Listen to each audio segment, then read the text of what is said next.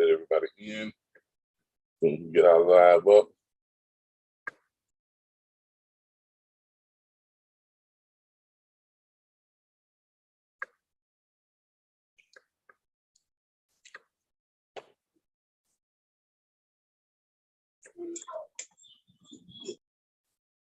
Everybody give me just a moment. I'm getting my YouTube up, getting them up and going.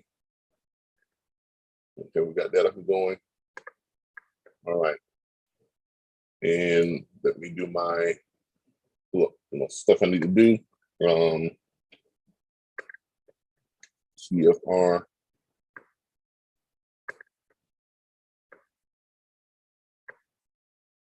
$371.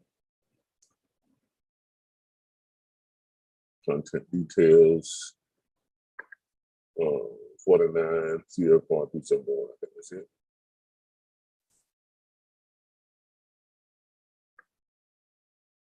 Requirements. Special rules of household goods. That's not what I'm looking for. So give me just a second.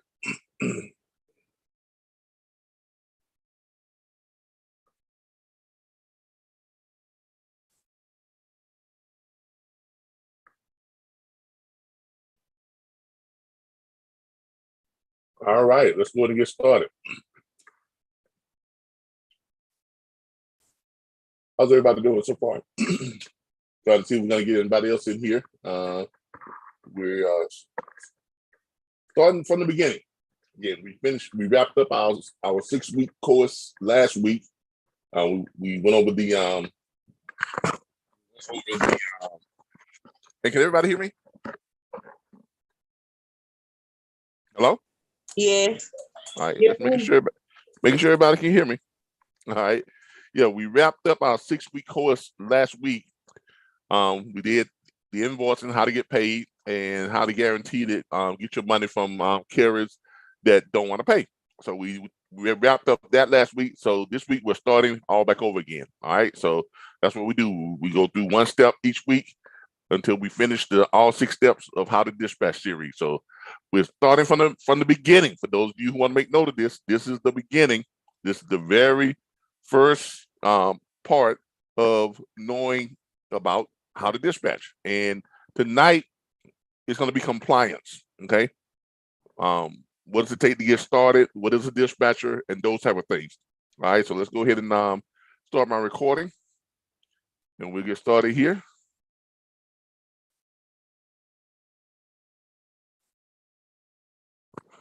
All right, good evening, everybody. This is Calvin Butler with the RBBS Logistics Learning Centers and the National Dispatchers Network. And we join you all here again tonight for how to dispatch training. And tonight is the very first, this is part 0. Part 1 is actually when we go into, excuse me, where we go into finding carriers and things like that. But this is part 0. This is the very beginning. And tonight we're going to go over what is a dispatcher. Okay, so we're going to go over what is a dispatcher, what are some of the tools that you're going to need to perform the job of dispatching freight. We're also going to look at the legality of dispatching.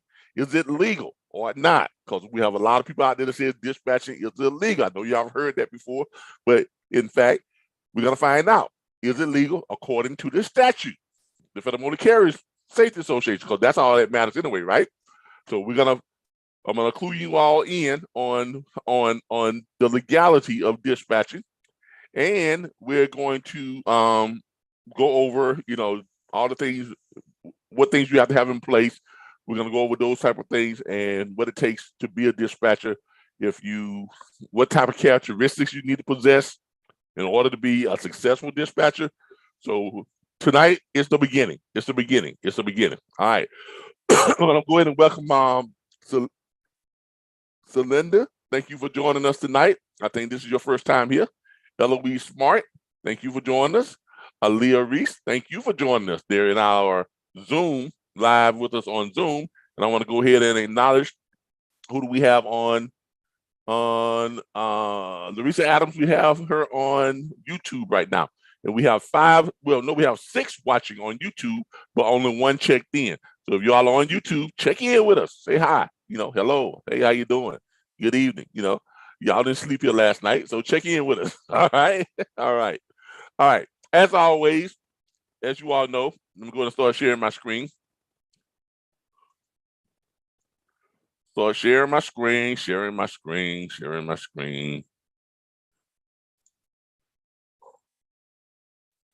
Screen share, there we go. All right. As always, we are sponsored by the National Dispatchers Network, and we're also sponsored by the RBBS LLC.com, which is the RBBS Logistics Learning Center. We are the only vocational school in the country, the only logistics vocational school in the country that has guaranteed career placement offers from bonded logistics brokerage firms and state licensed accredited dispatch firms after successful course completion. That's for everybody who attends our on-site class school here in Tallahassee, Florida. We have a 2-week course here, freight broker agent course and a dispatch agent course, where at the completion of it, there are freight brokerage firms and dispatch firms who are ready to hire you right there on the spot. So there you go. We're the only school that has that. Okay. The tuition is $7,500 to attend that school, and it's located here in Tallahassee, Florida. And your tuition covers all your expenses, air travel. If you want to come by rental car, if you want to come by bus, we'll take care of those expenses. We also cover your hotel accommodations while you are here. We also cover 3 square meals a day, 3 restaurant meals a day while you are here. We also provide you all with 4 Uber and Lyft passes or vouchers each day that you are here for that entire 2 weeks. So everything is pretty much covered. Okay, all you got to do is just be ready to show up, come on down, and be ready to learn. All right. We're also sponsored by our online training. Our online training is provided by the National Dispatchers Network, and training in the convenience of your home. Our online platform will train you to earn $100K plus from home dispatching freight, and provide the online network tools, resources, and training to ensure your success. Okay, so our students get access to all these things: access to more than 100 load boards, access to more than 140,000 hours of operational training videos, access to more than 19 million direct shippers, access to every registered owner operator in the United States, access to live training, access to our logistics library, and access to our network of 2,967 plus industry professionals. Okay, saying we are very affordable, just $349.95 on your enrollment fee, and then your monthly subscription fee is $39.95 per month plus tax to access all your back office tools, resources, training, and support. That is our most popular enrollment. All right, let's get started. All right, how many of you, can somebody tell me what, and don't be shy. I mean, don't be scared. Well, I'm gonna say the wrong thing. I mean, don't worry about it. We all say the wrong thing. But I want to know, how many of you tell me what you all think a dispatcher is, and what the job entails. What do y'all think the job entails?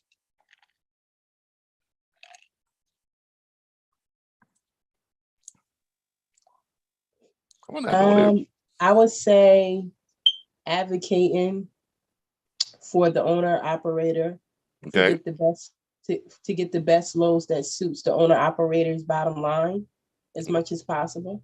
I like your choice of words, advocating for the owner operator. So I like that. Okay, that's a very good description. That is definitely one of the things that you have to do to be a successful dispatcher. You're gonna have to advocate. You're gonna have to go to work on behalf. You're gonna have to step up for your owner operator. You're gonna have to challenge brokers on what they're paying and try to get as much as you can. If brokers are saying that they don't want to pay that that detention pay, you got to go to bat for your own operator. So I like that choice of word. Good answer. Good answer. Anybody else?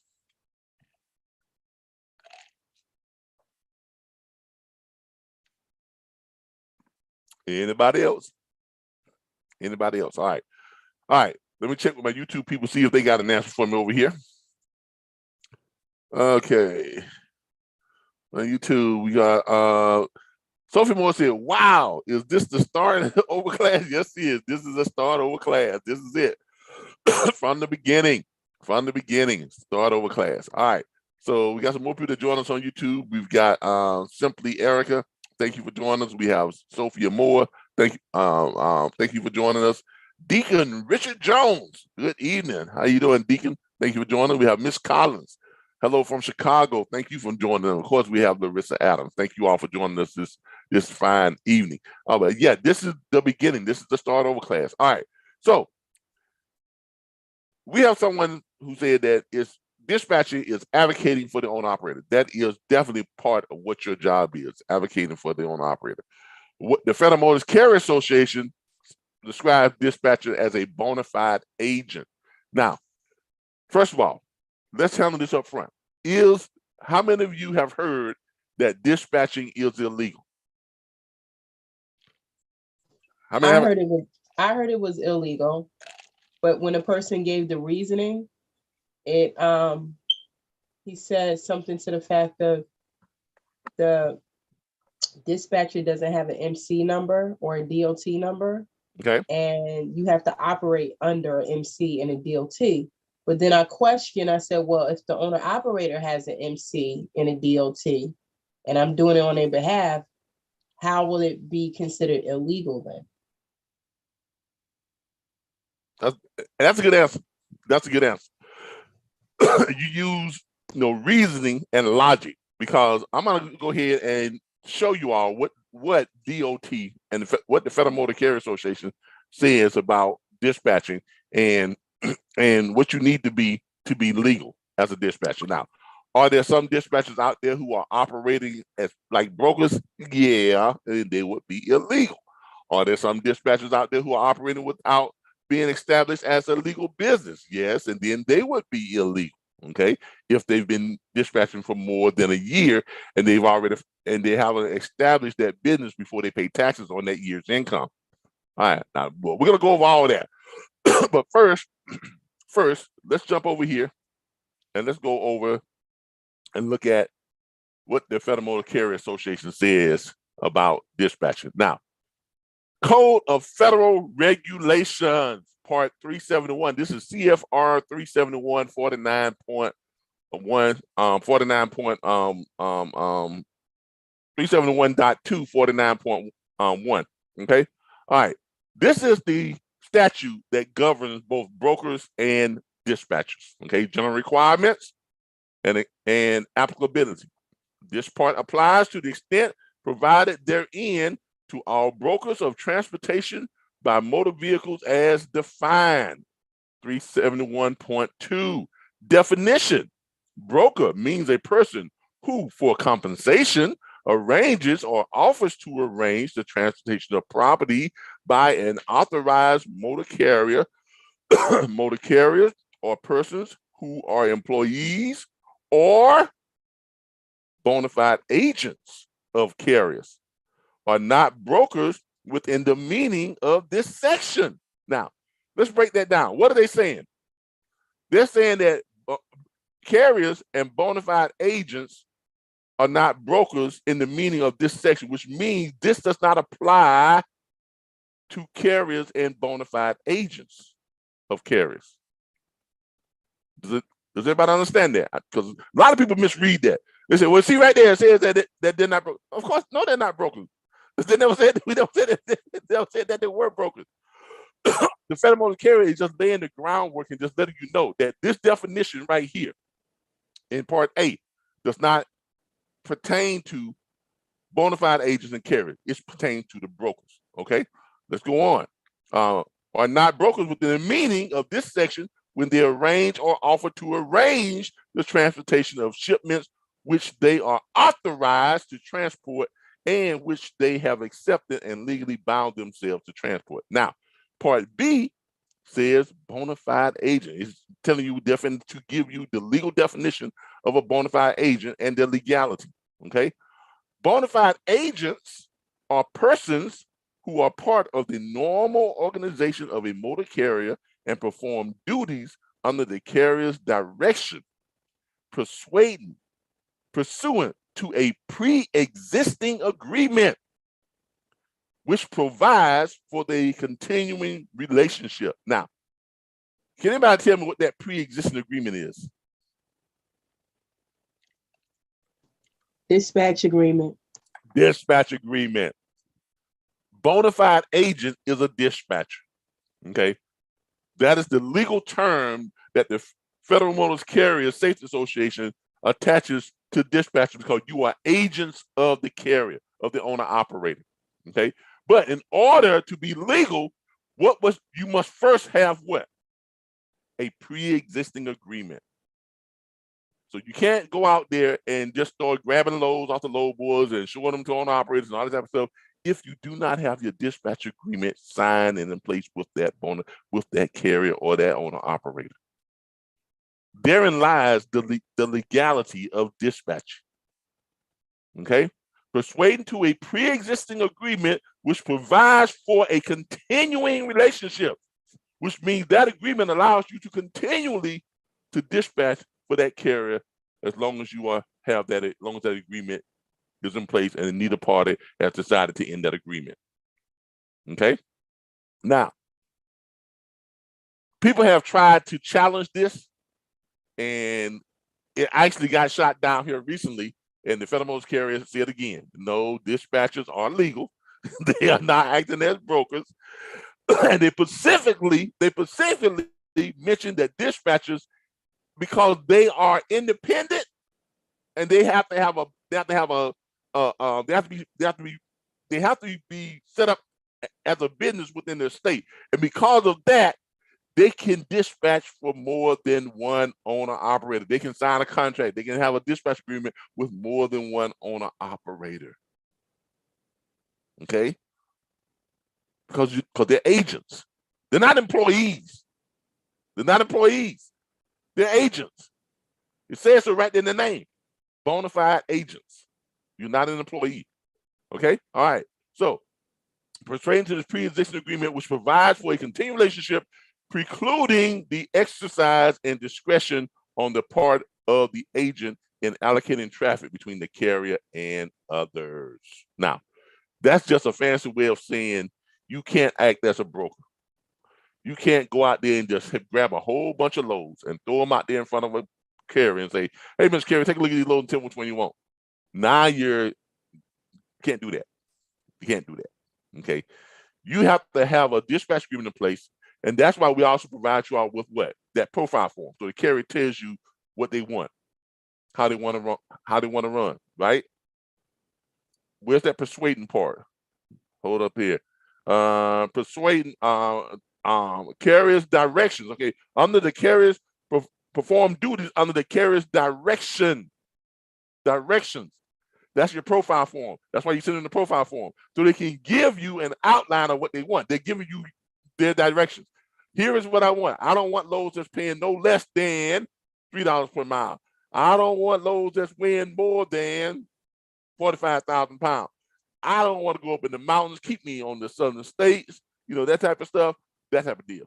Okay, that's the carrier's directions. Okay, and you as a bona fide agent, dispatcher, or what, as I like to call y'all, owner op business managers, you are to carry out that carrier's directions by looking for them the type of freight that they have given you directions of what they want. Okay, so if someone comes to you and tell you the dispatchers are illegal, have them just tell them, look, man, you need to go back and read the statute. The Federal Motor Carrier Association says that we are, and that's been challenged for the last 30 years. And for the last 30 years, the Federal Motor Carrier Association have upheld the legality of dispatchers. Okay, so put your mind at rest. You're legal. All right, if you're doing it the right way, if you're doing it the way you're supposed to be doing it, you are legal. Okay, all right, all right. Then it goes down to talk about brokers or broker services and non-broker services and this and that. There was another one I had pulled up that showed that there's another part of the statute that tells you what a broker can, what a broker is supposed to be doing and what a broker is not supposed to be doing. But that's the topic for our broker training. Okay, but tonight we are dispatch training. So hopefully we have put to rest the notion that dispatchers are not legal. Does anybody else have any lingering questions or doubts about the legality of dispatching? Anybody? Anybody? Anybody? Hey, Calvin, I got a question. Can a dispatcher, if your boss has your driver, but your boss wants you to dispatch as well, is that legal? Hold up. You missed me on some things that you were saying. You skipped all around. You said so dispatcher, driver for carrier, your boss. Okay, but talk to, but kind of connect the dots here for a minute. All right, so say you're a driver, all right, but you know you work for a company, but they want a owner op, but they want you to be a dispatcher as well. So basically, you're dispatching your own load for them and driving to pick up and deliver. Is that legal? Hold up. So you're finding your own freight, basically. Yeah, that's perfectly legal. I mean, that's what owner operators. That's just part of what owner operators do. But a lot of owner operators prefer not to try and look for their own freight. That's why they contract with dispatch. Right. But it wouldn't be considered like double. What do they call that? No. All right. Are you a company driver or are you an owner operator driving under another company's authority? Company. So you're a company driver. And the company you're driving for wants you to find your own freight. Or they allow you to find your own freight. Exactly. Okay, yeah, that's perfectly legal. Because you're not finding freight for another for another owner operator without a. Now, if you were doing that for another owner operator outside your own load, then you have to have a dispatch agreement in place. Right. You don't have to have a dispatch agreement to find freight for yourself. You don't have to have an agreement. You don't have to have an agreement with yourself. Okay. Okay. Okay. Yeah. That part only applies to if you are looking for freight for someone else and you are charging them a fee for it. Okay. Now, anytime you charge someone a fee for something, you have to have some type of agreement. Please, someone please mute your mic. You got some bells going off, and I think you might be at work. That's me. And you are charging them. Yeah. All right. Great. All right. Yeah. Make sure you all mute your mic. After I'm gonna answer your question, because if you got, especially if you're at work and stuff, you're gonna have a lot of background noise that's going to be interrupting our broadcast. All right. Does anybody else have a question about the legality of dispatch? Hold on, let me check on YouTube. Dispatcher works with a freight broker and or shipper with a carrier. Yeah, dispatchers do work with freight brokers because they get loads from brokers and they can get loads from shippers, and they get those loads for the owner operator that they have that they're on the contract with, freighting to their dispatch agreement. So yeah. All right. So hopefully that puts to rest all notions that dispatchers are illegal, and you all can answer that with confidence and look someone straight in the face and say, man, you don't know what the hell you're talking about. Calvin said that we legal, and the Federal Carrier Association said that we legal, so I'm good. All right. All right. What are some of the things that you must comply with? Now, just because you have a dispatch agreement, there's some other things that you got to have done in a certain period of time in order for you to be completely legal, okay?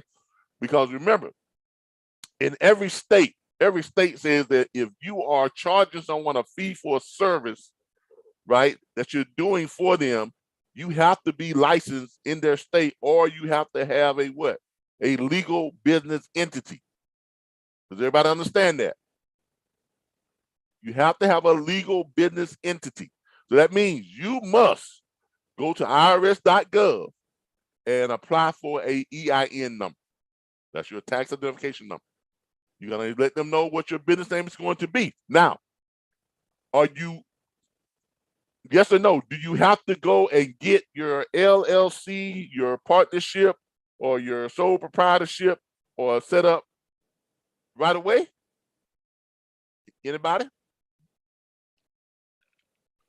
No, sir. All right.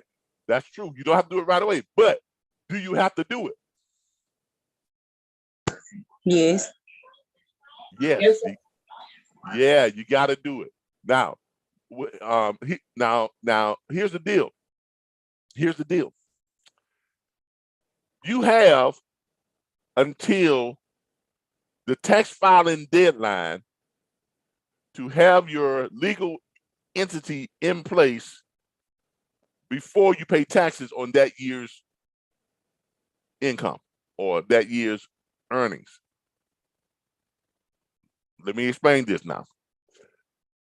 Let's say you start dispatching now. You want to be a dispatcher. You got your dispatch agreement in place, everything. Called it. Went to irs.gov and got your EIN number. Now, tax filing deadline for this year that we're in now, for the money you're making this year, is April 15th, 2023, right? But let's say if you file your taxes on January 2023 and you don't have that legal entity in place, are you in violation? Yeah. Yes, you are in violation. You must have that entity in place before you file your taxes for that year. So don't think the way I got until April 15th to get that in place, but I'm gonna go ahead and file in January. No. You gotta have it in place before you file, before you pay those taxes, before you file your tax returns for that year. Okay, now you can wait up until the deadline, but you still gotta have it in place before you file your taxes. Okay, in order to be legal. So you got some time there. So some people always say, well, you know what? I want to be a dispatcher, man. I ain't got that $375 it costs to set up an LLC right now. Well, as I said, you go to get your EIN number, right? And then go ahead and work as a dispatcher because you got what you need. You got your dispatch agreement, you got your EIN number. So if someone is looking you up by your tax identification number, it's going to pull you up. Okay, your business is going to pull up. Are you going to be listed on your state's business roll yet? No. No, but they allow you to do that until you file, because you have to file, but you have to have that done before you file your taxes. Okay, so keep that in mind. I hope I didn't confuse anybody. Does everybody understand what we just said? So you still have to. Yes, sir. All right. It'd be best to file quarterly, right? Was somebody asking a question? Yeah, wouldn't it be best to file your taxes quarterly? Yeah, now that's true too, because now, but see, here's the thing though. Here's the thing. In this instance, because you have not set up your LLC yet, you don't have to file your taxes quarterly until you file that legal business entity. You understand what I'm saying? Yep. Because the laws did change. Okay, the laws did change. It used to be, as an LLC or a corporation or a partnership or anything like that, you used to be able to, well, I'm taking it back. As a corporation, you can still do it. But as an LLC, if you file as an LLC, so if you're doing this before you file, this doesn't apply to you. But if you have filed as an LLC, you are required by the IRS to file your taxes quarterly. A lot of y'all didn't know that, did you? Say that one more time, Mr. Calvin. If you file if you have set up your business legal entity as an LLC, if you file your articles of incorporation as an LLC, you are required by the federal taxed by IRS to file taxes quarterly, to pay your taxes quarterly. Did y'all know that? No, I thought you can do it yearly. Nope. You can do it yearly, but they're gonna charge you a penalty. They're gonna penalize you. Okay. It is now, you have to file quarterly. If y'all don't believe it, let's look it up. How do I know? Because I had to pay a whole bunch of money. Cause look, and then I switched over to an S corp, and that's why I switched over to an S corp. Because the S corp allows you to file yearly or file every 3rd year.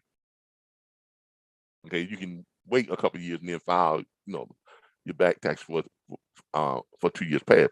But if you are an LLC, LLCs must pay taxes. See right there? There's a question right there. It pops up. Okay, does an LLC pay taxes, pay quarterly taxes, or does an LLC have to pay taxes quarterly? Not The seeing law your screen, changed. Calvin. I'm sorry. I'm sorry. Hold on. Let me share my screen again. Y'all gonna hold on. Let me share my screen again. I apologize, y'all. Where my thing at? There it is down there. All right, share my screen again. Share screen. All right. All right. Here we go. All right. All LLC members must make quarterly tax payments. They must also pay the self-employment tax. Okay, in case y'all didn't know that. Okay, that changed. That changed like in 2019, I do believe. It went into effect in 2020, but in 2019 they changed that, but they didn't really enforce it until 2020. Okay, LLC tax guide. All right, if you are considering establishing as an LLC for your business, keep these tax considerations in mind. How your LLC is taxed depends on how many members it has on its roster. Getting taxed like a corporation is possible under an LLC, which may result in lower tax rates overall. Like other business types, LLCs offer some deductions that can further reduce your taxes. This story is for small business owners operating under LLC who need additional information on tax. When I hear was questioning about the quarterly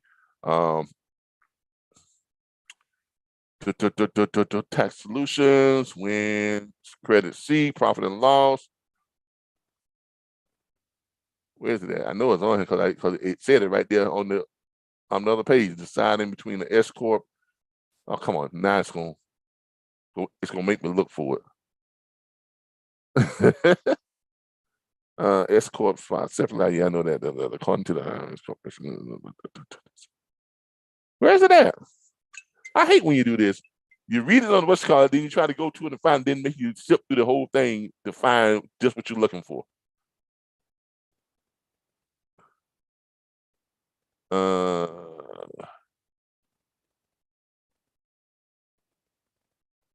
Where is it at? It's gonna make me go through this whole thing to find it. There it is right there. All right.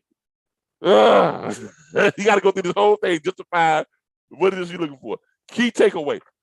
All LLC members must make quarterly tax payments. They must also pay the self-employment tax, okay? So, but basically what all this is saying right here is that if you're an LLC, you have to file your taxes quarterly now, okay? If you're an S corp, you don't have to. You can file yearly, or you can even file every 3rd year. Okay. Now, there you go. Now, some of y'all are gonna file your taxes and you haven't filed quarterly. You're gonna get hit with a penalty, and you're gonna notice that IRS is gonna hit you with a penalty, and that penalty is pretty hefty. It is pretty hefty. Okay, because they charge you the initial penalty, and it's not just that, but after a certain time period, for every month you're late, they tack on an extra fee. That's the IRS for you. A quick question, Calvin. Yeah. Would you recommend S Corp over LLC? Yes. Yes. So I have a question as well. If I haven't yet filed for my LLC, so I have my EIN and it's set up as an LLC, but can I set up directly as an S corp before I do my filing? Yeah. You can go ahead and when you do your filing, your legal entity, even though you've told the IRS that you're going to be an LLC, when you do your legal entity, you file an S corp, and then and they'll just make the changes to your tax filing, to your EIN number.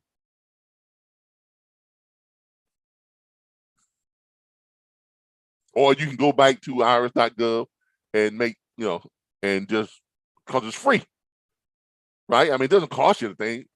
It's not like you say, well, I don't want to pay for another tax ID number, right?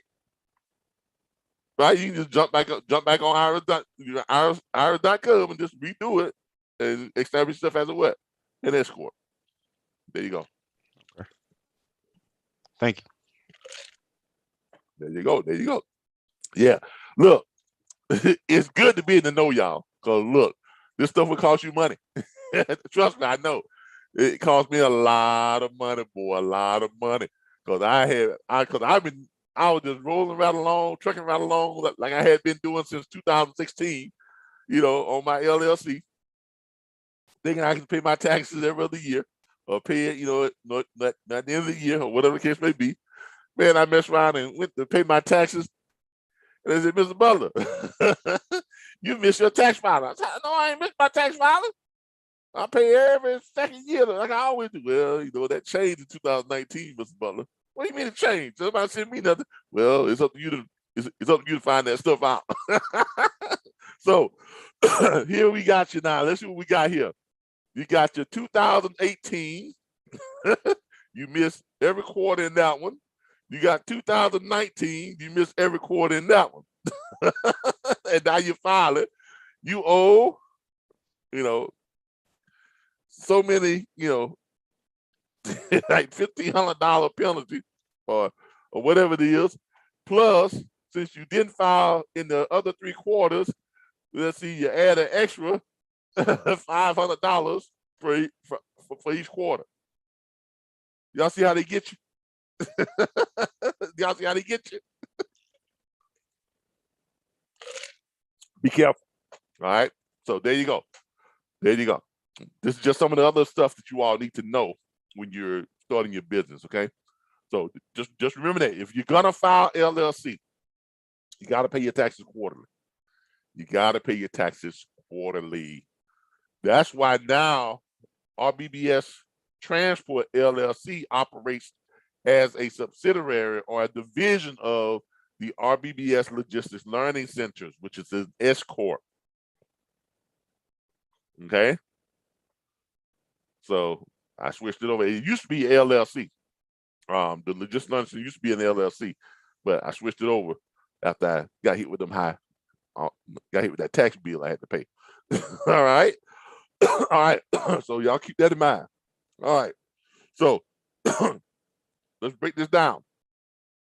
First of all, dispatching is legal, established by the Federal Motor Carrier Safety Association.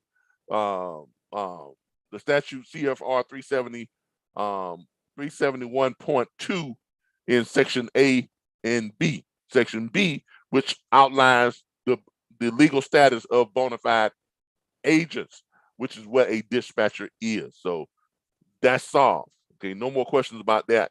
I don't want to have somebody calling me up no more saying, hey, I heard dispatching was illegal.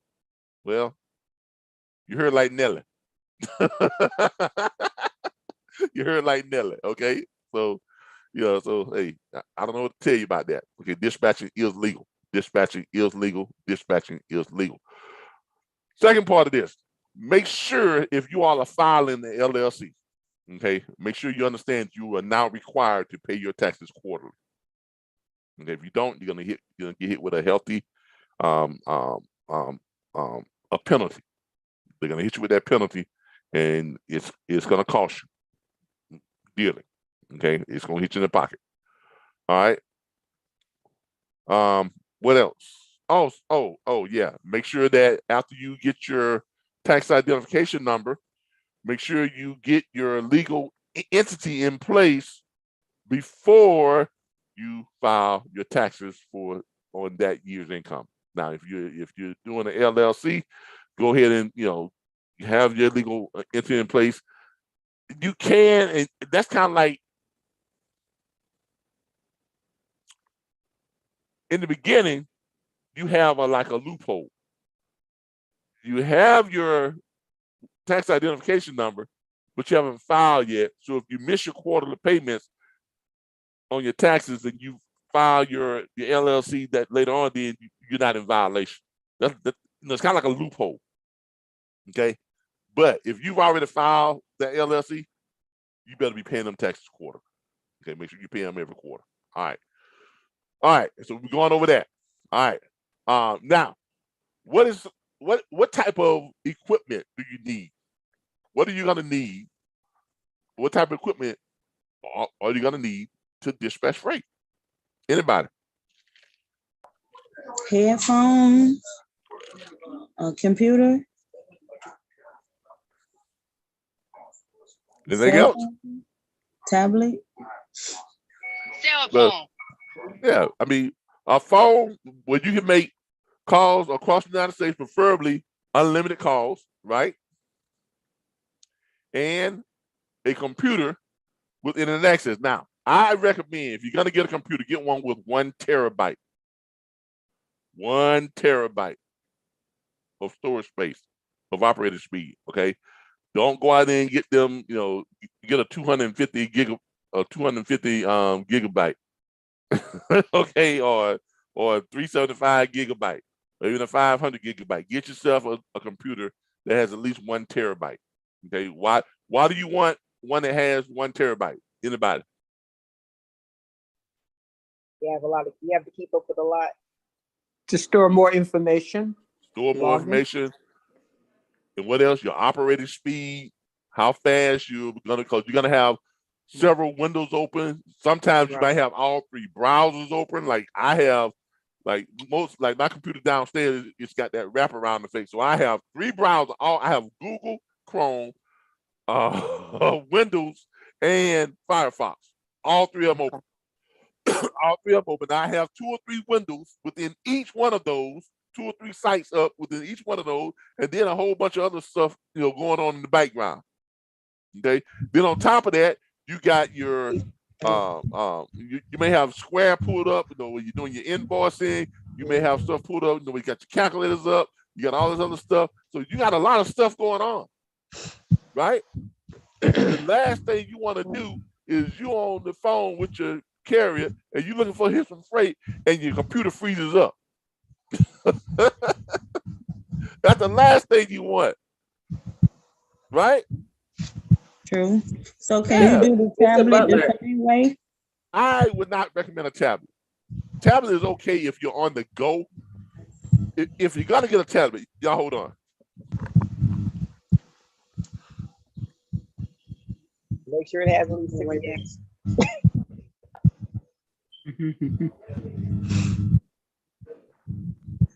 If you're gonna get a tablet, get yourself something like this.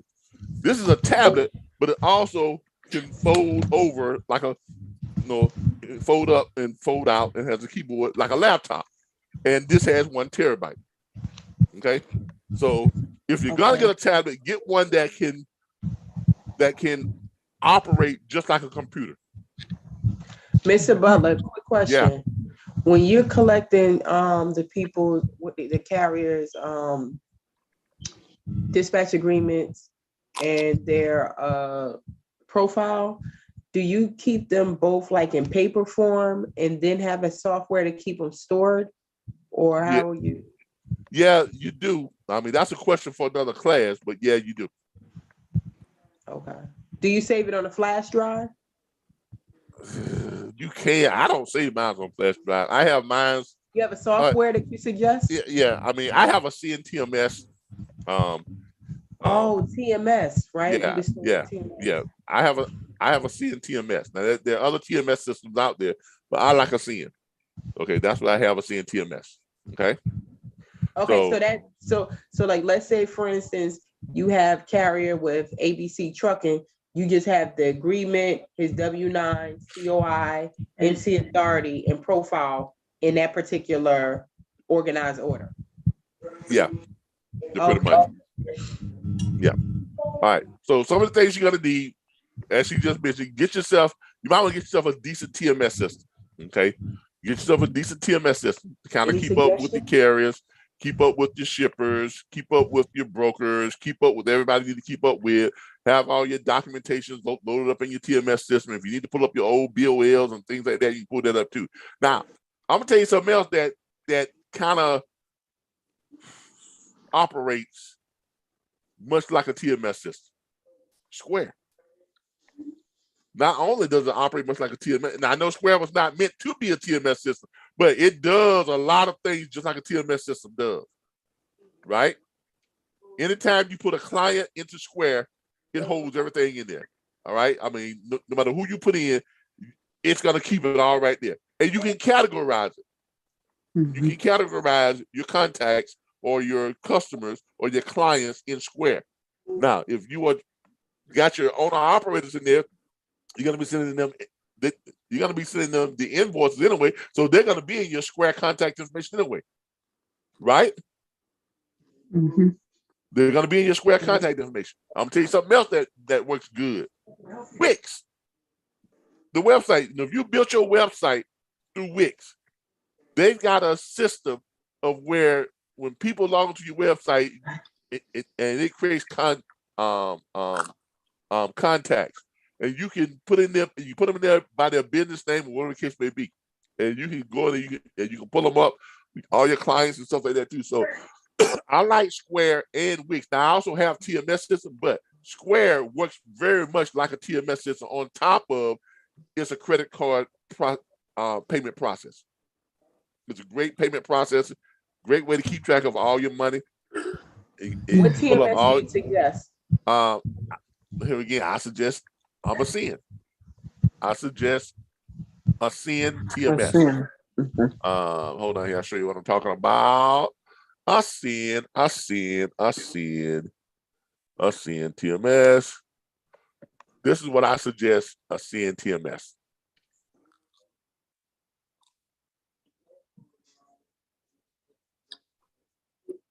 I suggest a CN TMS. You can keep up with, you can look, if you've got your load boards loaded up in here, you can actually look for loads right here within the CNTMS.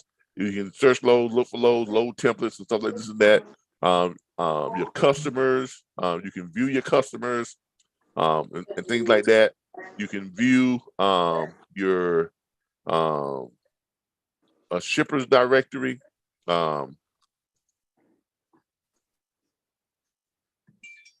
Put in Alabama, pulls up every shipper, pulls up the shippers, that are in Alabama that I have in Alabama. Hold on here. Right here. There we go.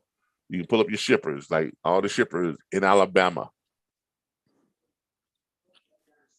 Neat little thing to have.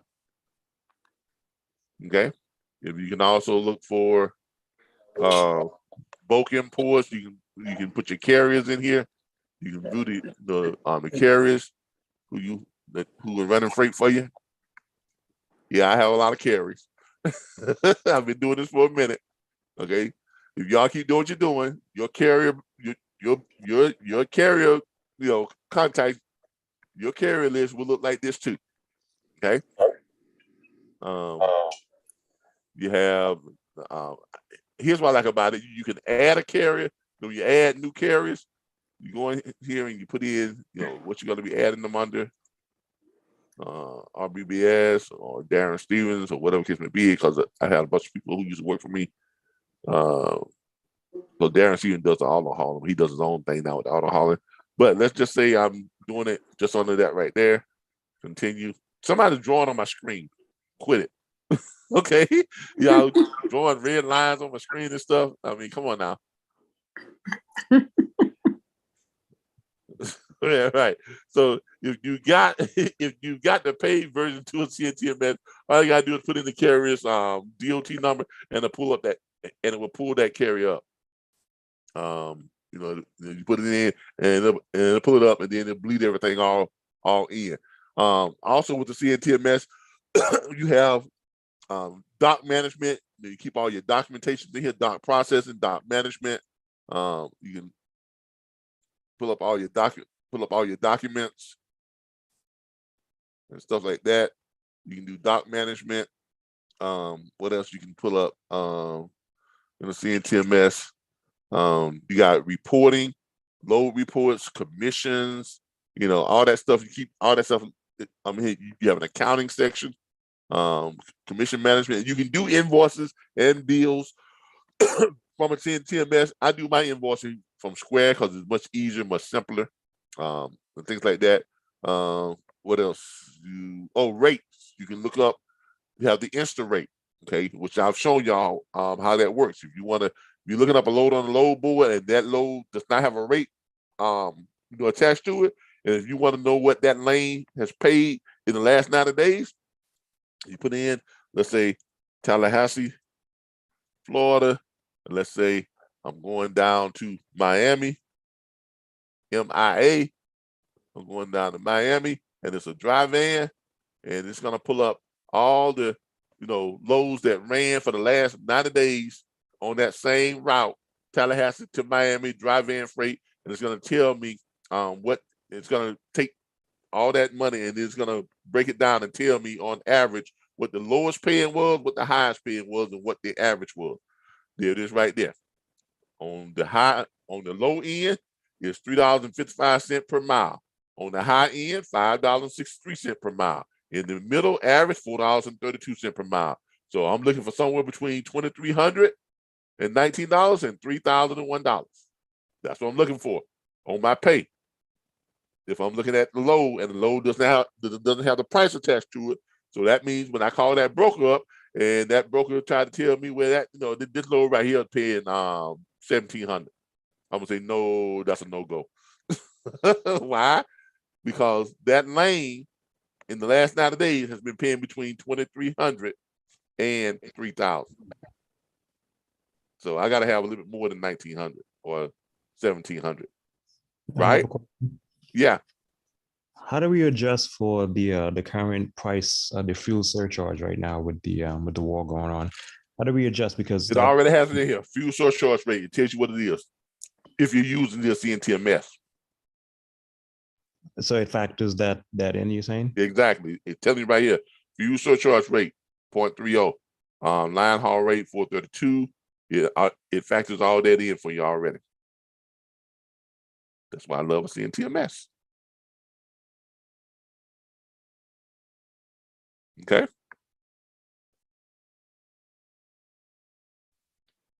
A quick question, Mr. Butler, and I hate to backtrack. So I did just recently purchase a laptop. It has about 500 gigabytes. Would you suggest a external hard drive? Yeah, I mean anything that's gonna boost your storage, your operating speed. Make sure it's gonna boost your speed as well as your storage capacity. Because look, 500 within about if you're doing what you're supposed to be doing, within about a year or two, you're gonna need another computer. Okay, because there's gonna be an awful lot of stuff that you're gonna be storing and things you're gonna be using. It's gonna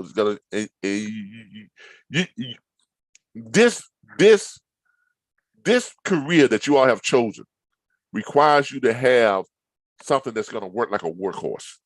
If you're gonna do it right, if you're gonna do it. Now, if you ain't gonna do it, if you just gonna lily-dally around, if you're gonna treat this like a side hustle, then yeah, go out and get yourself a little cheap tablet or whatever the case may be and be done with it. But if you're gonna do this business, if you're gonna do it and do $100,000 a year, $200,000 a year, $300,000 a year, just go ahead and do it. Okay, you're gonna need the equipment that's going to accommodate you. Now, If you don't have the money to get that equipment yet, then by all means, start out with what you started out with. I mean, come on. I started out in a homeless shelter with the old, and I still got that computer now, an old Toshiba satellite.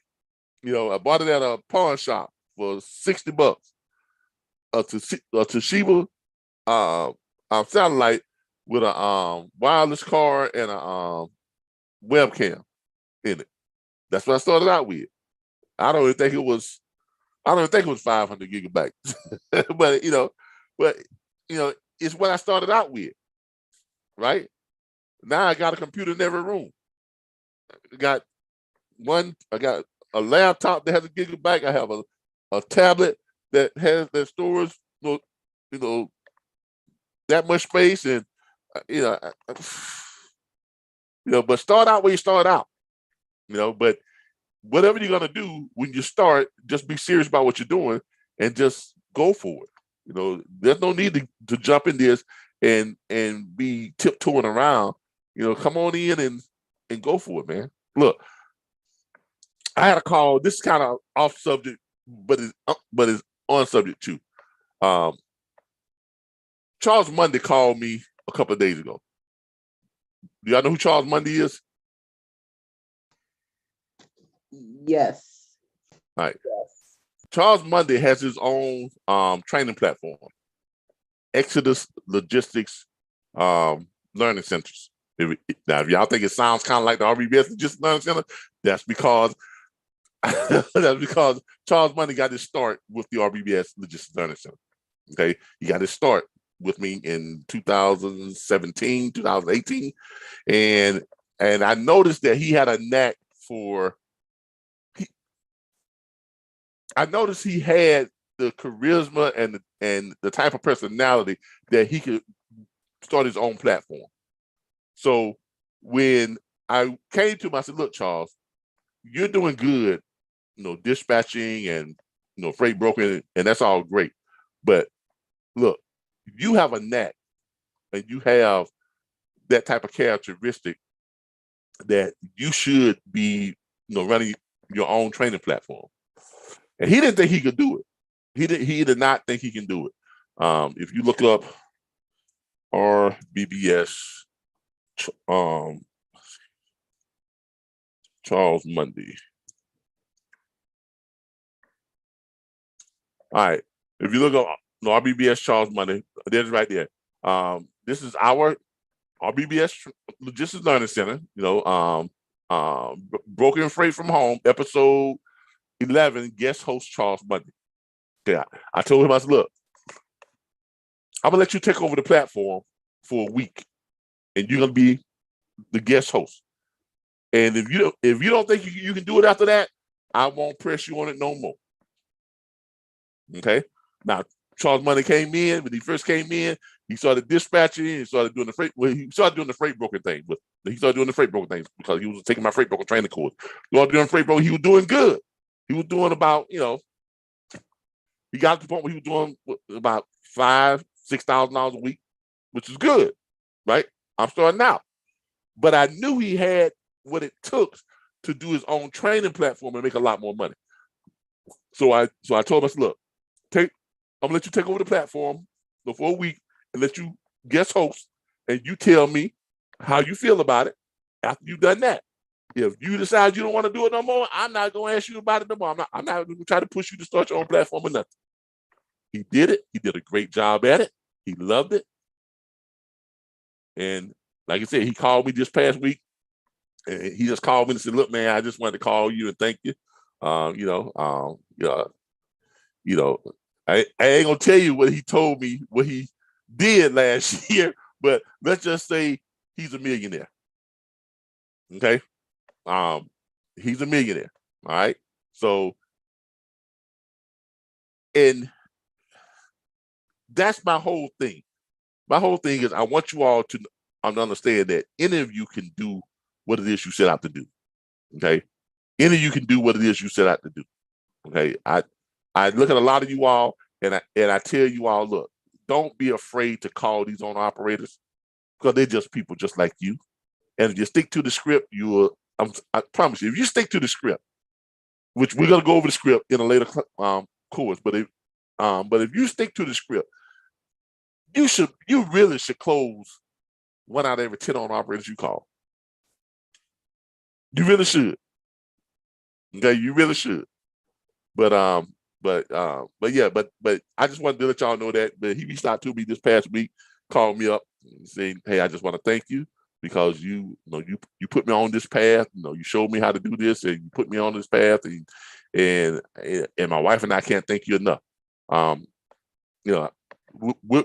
We had mentioned that we was probably going to try to get together on some things, and we're thinking about, I'm thinking about proposing for us to do something that has never been done in this industry before.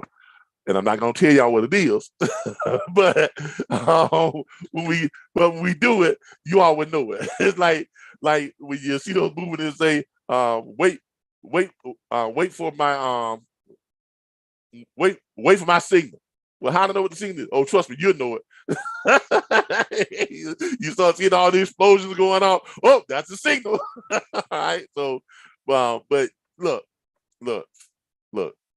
And when Charles started doing it, he didn't know nothing about trucking. He didn't know nothing about dispatching freight. He didn't know nothing about none of this stuff. And now he has his own training platform, Exodus Logistics, and his platform does very well.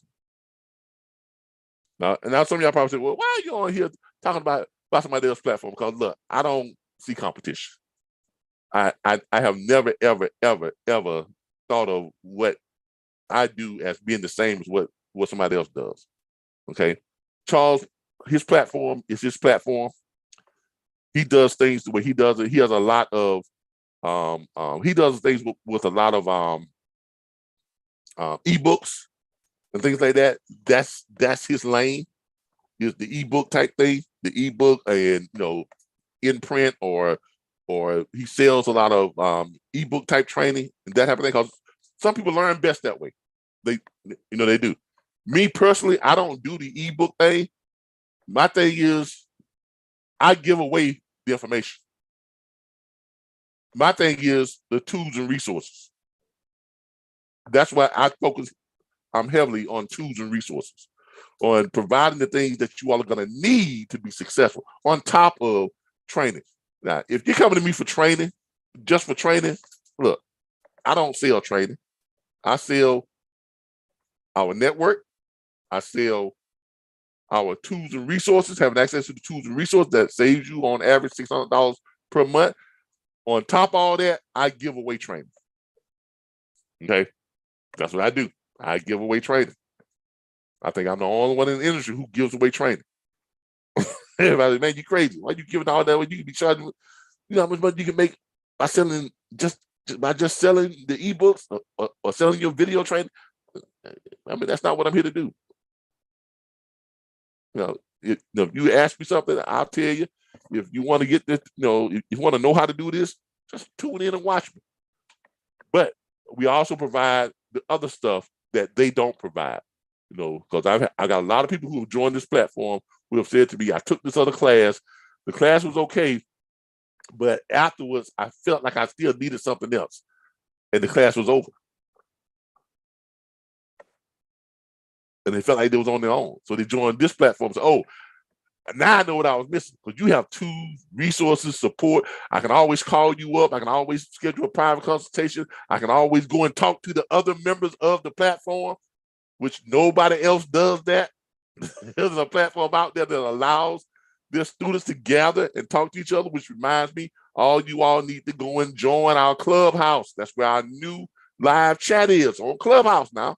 Go to Clubhouse. Everybody, go to our Clubhouse group. We're on Clubhouse. Go to Clubhouse, look for the National Dispatchers Network. That's all you got to look for. Go to Clubhouse, look for the National Dispatchers Network. Okay? And you'll see it's on Clubhouse. I posted on, yeah, go ahead. On the Clubhouse, is there like a specific time that they get together? No, that's what Clubhouse is. If anybody who is a member of our private Clubhouse group, anybody can go in there and start a conversation. The way Clubhouse works is this. You got your app. All right. It's pretty much just on your phone. It's an app That's on your phone. And when you go in the clubhouse, usually there may be a meeting already going on or something like that, or whatever it's going to be. You know, they have rooms and stuff that, you know, that are going on. You can start a room, right? If you click, if I go to my, go to my page, and I go to RBB, the National Dispatchers Network, see right there? That's our group, National Dispatchers Network. I don't know if y'all can see it, but anyway, but that's our group, National Dispatchers Network. And I can schedule a room, right? And I can add members to that room if I want to. But all the members who are already on this group, when I schedule a room, it notifies everybody on their phone that I have scheduled a room. Now, you can do the same thing. Any member of the group can schedule a room and start a conversation. It's going to notify all the other members that you've scheduled a room, and it's going to show them what the topic is. And they can click on it and join in with you at any given time. That's why I switched over to Clubhouse, because unlike a chat group, right? Unlike Facebook chat, first of all, they started limiting how many people we can have in one, Facebook Messenger, right? And I had three separate Facebook messengers. Now, if everybody who was on my messages go ahead and join Clubhouse, it'll be a huge audience, because I had maxed out all three of them. You can't get no more than 1,000 members in each one. I had maxed all three of them out. So it made no sense. Well, I can start another one, but then you're going to have all these separate chat groups, right? So I closed all the chat groups down and sent everybody an invite to join us on Clubhouse. Okay? So that way, when you go in and you want to talk about something, you're not just typing it, you're actually talking, because Clubhouse, you actually talk to each other. Let me show y'all let me see if I can find one that's already going on. Here's some people talking about Ukraine. Need to know about Bel Air. Hot shot trucking. Let's hit this right here.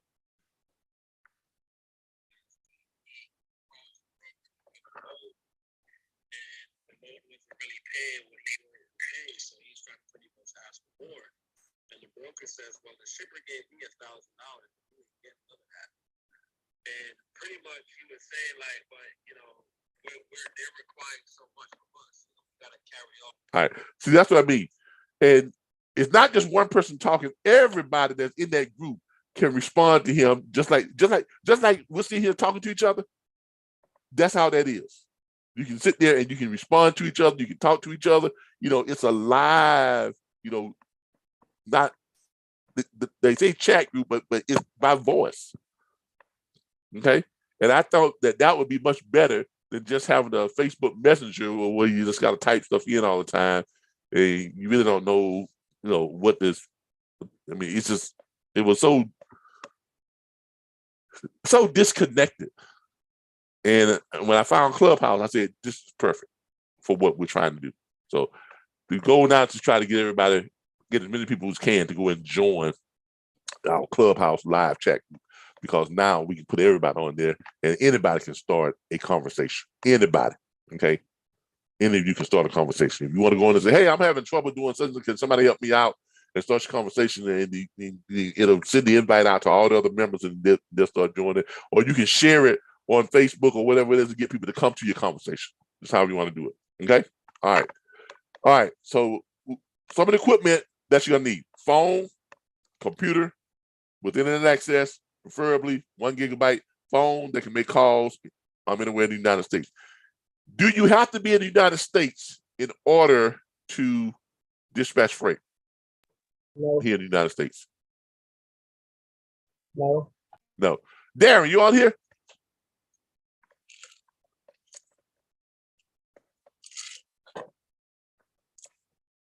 Darren, you on here? I think he's on here, but he might be busy though. All right. Darren recently went to, he always going back and forth to Jamaica. And he was telling me the other day that the whole time he was in Jamaica for about 2 or 3 weeks, he was dispatching freight. he in contact with his carriers, whatever this and that. I have students who are from, believe it or not, Haven't heard from a while, but I do have students from Russia. I have students from Yugoslavia. I have students from the UK. I have students from I have students from all over the world. You know, and as long as they have a GSM, it's called a GSM cell phone that they can make calls within the United States, and they have a computer with internet access, you can dispatch freight here in the United States from anywhere in the world. Okay, you really can. Now, are they able to dispatch freight from Russia? Probably not, because everybody's shutting everything down dealing with Russia. They're blocking everything and limiting their ability to do anything from that country right now, because, and you all know why, agree with it or don't agree with it, there's consequence. What is the character? There's a character out there that said there's repercussions and consequences to every decision. Right? There are repercussions and consequences to every decision you make. Okay. Their leader made a decision to do some things, and now they have to suffer the repercussions and consequences. Okay, that's just how it is. I'm not going to get all into that because I'm not very political, but there are repercussions and consequences to everything you do. Okay, just keep that in mind. All right, so computer, with good operating speed, and a phone. Other things that you're going to need that you all don't have to worry about because we provide them. All right. If you're going to do dispatching, and if you're going to do it outside of our platform, you are going to need tools and resources. Okay. All right. What are some of the things you just absolutely have to have in order to dispatch freight? What do you got to have access to, anybody? Wi-Fi. A phone, computer. internet. Well, other than that, but what service are you going to have access to dispatch freight? A truck. Well, not just that too. I mean, you all don't have to worry about it because The load board. Thank you, load boards. You got to need load boards. Okay. You got to need load boards. I know y'all don't worry about that because you all get them with our platform, but other people out there, believe it or not, they have to pay for load boards. All right, they have to pay for load boards. We don't. Y'all don't have to pay for load boards because of the way we're set up. What's my thing here? Dispatch tools and resources. You're gonna need access to load boards. Okay. You all don't have to worry about it because we give you access to more than 100 load boards. Now, are all 100 of these load boards, are they well known? But not all of them. No. We have 16 main load boards. Okay, we have 16 main load boards here, which should get you access to any and everything you need, regardless. But you have an additional 99 load boards that you can find. Let me show you where they are too. You have an additional 99 load boards that are located on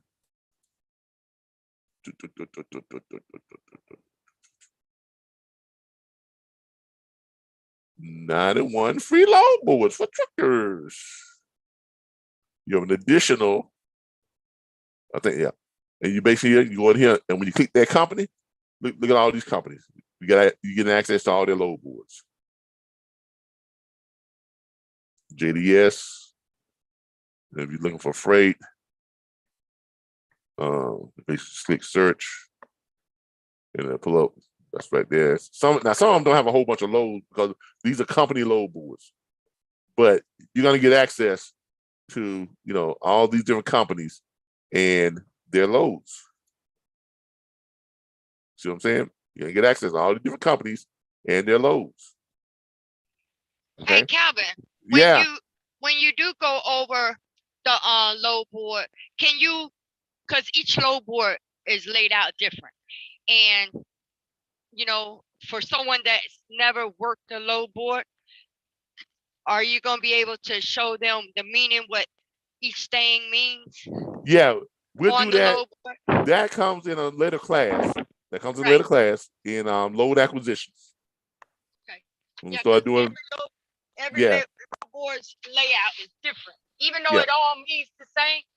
But if you ain't never worked with a load board, you ain't gonna know what it means. Yeah, we handle that in load acquisition. When we get the load acquisition, we'll go over that. I don't want to get out of order and start doing stuff out of order. No. I don't want you to. I just want to know your next lesson when you get to that. Yeah, and make sure you ask that question again once we get to load acquisition. Well, hell, if I remember, I might forget. You'll remember if you attend the class and we're in load acquisition and we're showing you and we're on the load board.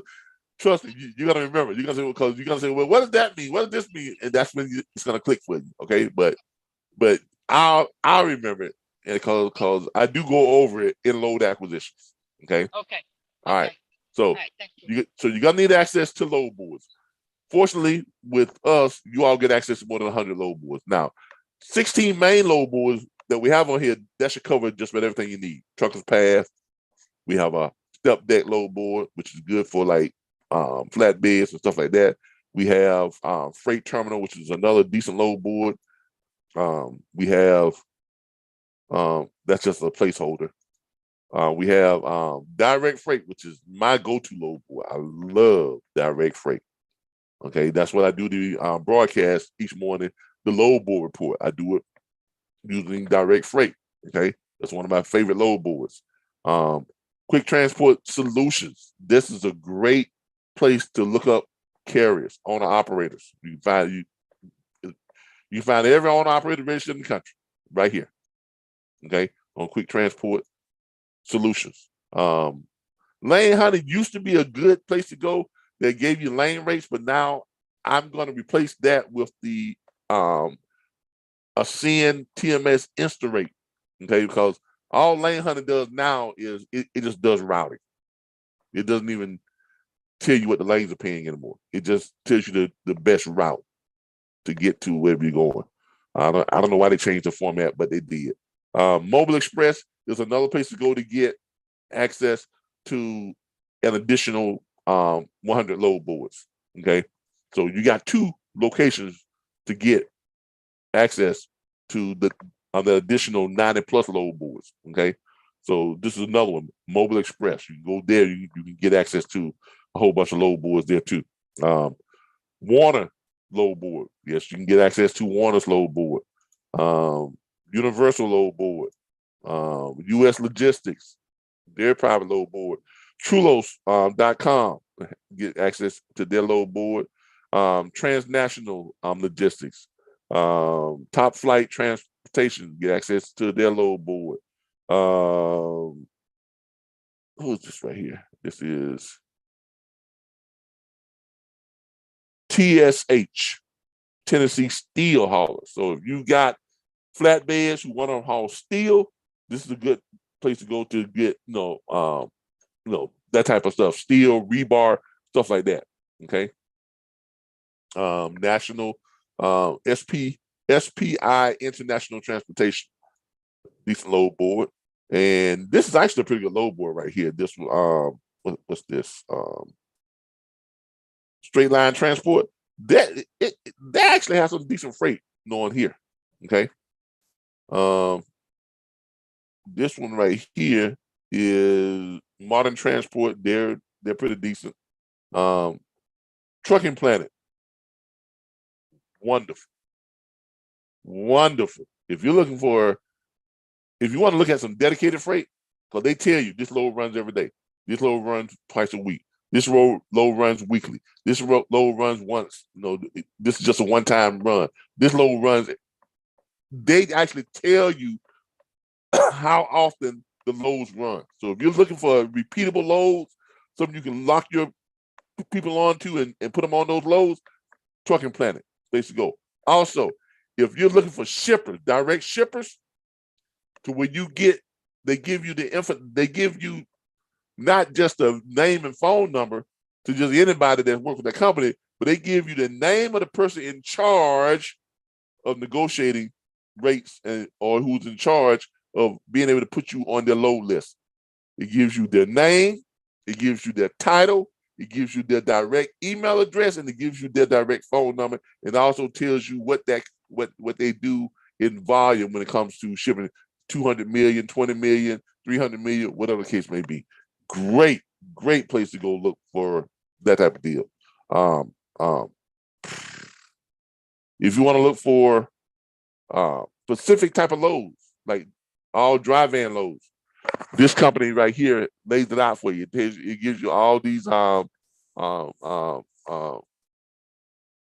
If you're looking for carriers, it gives you all the dry van carriers, all the flatbed carriers, all the reefer carriers, and things like that. If you're looking for shippers, it tells you what shippers are good for dry van shipments, reefer shipments, flatbed shipments, hospital equipment, all kinds of stuff. This is a great resource. Trucking Planet. We have a lifetime membership with them. I went ahead and paid for a lifetime membership, so you all always have it. JB Hutt, you can still get on JB Hutt, but JB Hutt wants you all to actually set up your own account with them. It won't cost you anything to set up an account with JB Hutt, but they want you all to set up your own account. They used to allow us to be able to just have everybody log into our account, but now they won't let us do that anymore. They want y'all to set up your own account, but you can go through our and set up your own account with JB Hutt. Just don't change ours, okay? Don't log in to our JB Hutt and then, change it. Log out, go back into JB Hutt as you're logged out, and then you set up a new account with JB Hutt, okay? If you want to do that, all right? Just letting y'all know that, all right? So, but you got to have load boards. You got to have load boards. Other things you got to have documents, agreement forms, all your documents and forms and things of that nature. Like, you're also going to need scripts. You're going to need to know what to say to the truckers, right? To get them to sign your dispatch agreement, right? You'll need to know what to say to brokers and shippers to get them to add you to the load list. Where we provide you with scripts, your agreement forms, documents, contracts, all the stuff you need access to in order to be successful. To include we provide you with a script. How much money do you need to move your truck? That's our script right there. How much money do you need to move your truck? Hey, Mr. Owner Operator. Hey, my name is Michelle. I'm with Michelle Dispatching. I see here that you have a flatbed truck and you're down there in Alabama right now. Yeah? Let me ask you a question. How much money do you need to move your truck? Well, Michelle, y'all always calling me talking about want to be my dispatcher. I need $12 per mile. I don't move my truck for no less than $12 per mile. Great, because as a dispatcher, I only look for freight that's paying the kind of money that you want to get paid, going to the places you want to go, pulling the kind of weight that you want to pull. Where can I send my dispatch agreement to? Well, Michelle, I don't. No. I mean, no. Yeah, I mean, the last dispatch I had, the guy told me he was gonna get me great pay freight. He always called me with them $2 per mile runs and all that cheap freight, and always try to run me up in the mountains. Look, I understand what you're saying, but let me ask you a question. If that dispatch you had last time, if he was finding you load that was paying you more than $12 per mile and keeping you in the flat states like Alabama, Georgia, Florida, Mississippi, Texas, places like that, and kept you under the kind of weight that you wanted to pull, you still be with that dispatcher, right? Well, yeah, great. Because as I said, I'm only going to look for the freight that's paying the kind of money you want to get paid, going to the places you want to go, pulling the kind of weight that you want to pull. What can I send my dispatch agreement to? I find my own freight. I don't need no dispatch.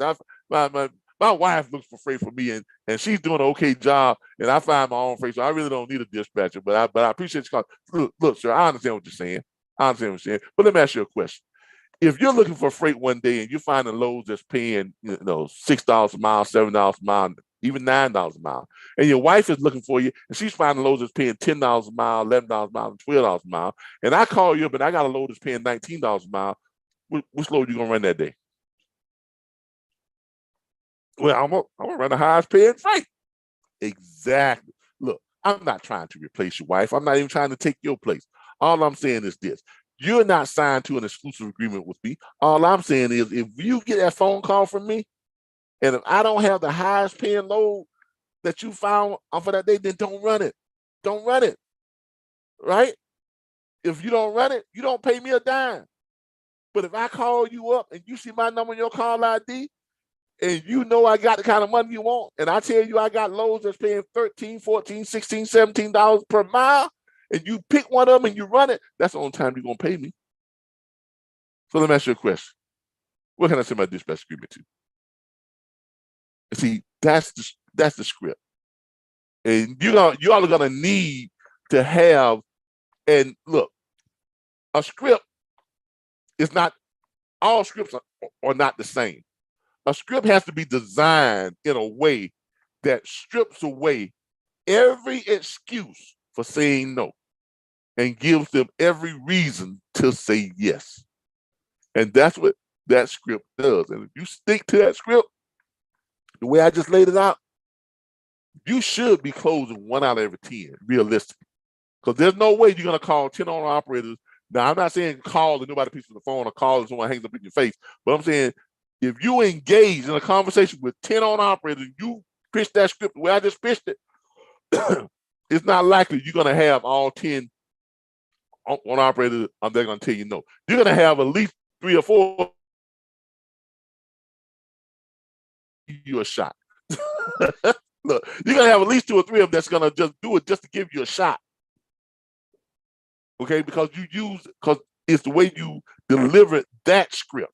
Because that script is designed to give them every reason to say yes.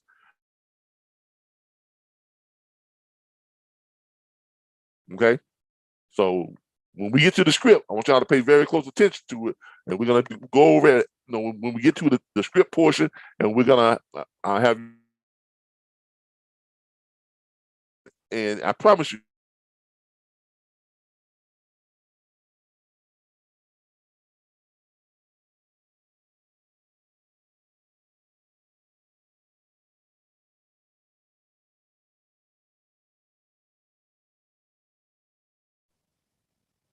You got muted.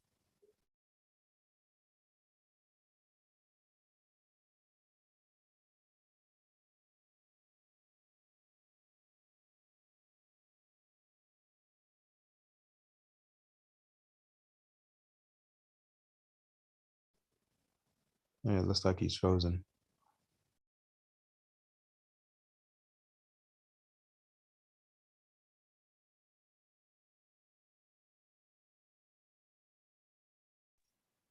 I can't hear anything. I think we lost him. We're waiting for him to log back in.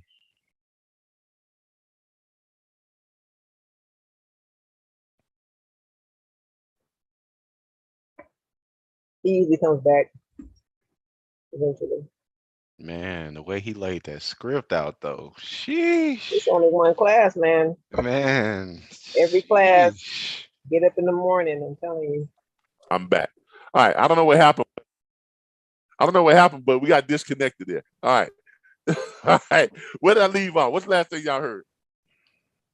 The script. You talking about the script details. All right. I was asking you all, if you all learned that script and you pitched it the way I just laid it out, and if you call 50 owner operators a day, because we're going to give y'all access to every owner operator in the United States, right? So you'll be able to call owner operators until you're blue in the face. You're never going to be able to call them all. But if you call 50 owner operators a day with that script, knowing what you all know about yourselves, how many of them do you think you can close? Out of 50 calls. If you talk to 50 owner operators, how many of them do you think you can close? 15. I'm closing 25. And so he chosen half of, all right? 15, 25, well, y'all gonna be millionaires. If you close in 15, you're gonna be millionaires in your first year. Because look, let me tell you something. All you need to close, if you close 1 out of 50, do you all know that if you close just 1 out of 50, let me show y'all something here. If you close just 1 out of 50, now am I still sharing my screen? No. All right, hold on. Let me get back and share my screen. Where's my screen sharing thing at? All right, here we go. All right. So somebody said 15. Somebody said 25. All right. All you need is 1 out of 50. Because you call 50 a day, 5 days a week. You can get 1 out of 50. That means you can have 5 on operators by the end of the week, right? Now, let me show y'all something here. The average truck Most trucks travel at 65 miles an hour because they govern 65 miles an hour. The average load runs about 750 miles, right? See, 750 miles is the average, load, the length that the load runs. Some run less, some run longer, whatever. But it averages out to about 750 miles. It's the average over the road load, right? The average pay, let's say, is $2 per mile. Okay, that's what the average pay is right now. Okay, some are higher, some rates. There are a lot of rates out there that are much higher, but there are a lot of rates out there that are much lower. But let's say it's $2 per mile. It's probably a little bit higher than that, but we're gonna put it at $2 a mile. So that times $2 a mile is gonna give you $1,500 on your load fees. If the average truck can only travel about 65 miles an hour, it's gonna take a day and about 2 or 3 hours the next day to run those loads, because the truck is not going to get no more than, a driver can't drive no more than about 600 miles before his end of shift, because they can only drive 11 total driving hours according to the hours of service. So that means they're only going to be able to drive 600 to 650 miles at best if they're a damn good driver. Okay, that's at best, maximum. So it's going to take about a day and a quarter of a day to run that load, which means your owner operators can run about 4 loads per week. Average $1,500 on the load. If you're getting paid, what, 10%? If you're charging 10%, that's what I suggest everybody do. That's going to give you $150 per load. So if you got $150 per load and you got one owner operator that's running 4 loads that week, right? That times 4 is going to give you $600 per owner operator. Now, remember I said all you needed was to close 1 out of every 50 calls you make. So if you're making 50 calls a day and you close 1, that's going to give you one owner operator that you're going to sign up per day. So at the end of the week, you're going to have yourself 5 owner operators. And if you're doing the averages, 5 owner operators times 600, that's going to give you $3,000 a week. $3,000 a week times 52 weeks in a year.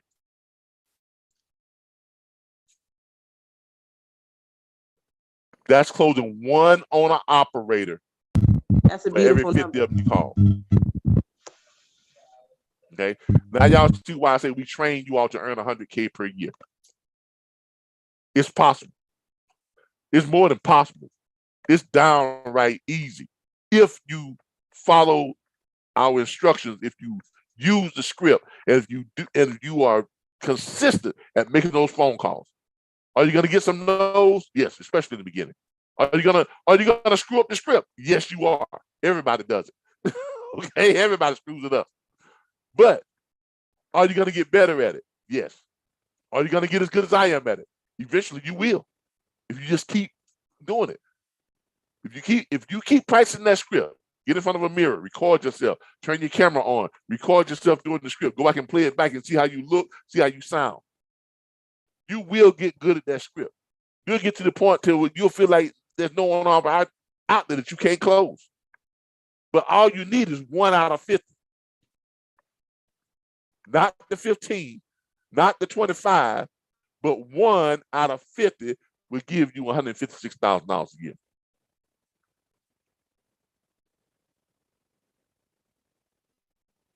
Anybody think they can't get 1 out of 50? Is there anybody here at this point in hearing that script and knowing that if you get that script the way I just delivered it, knowing that you have access to every owner operator registered in the United States, you can call them, you have access to all these load boards. Is there anybody out here who doubt that they can do $100,000 a year?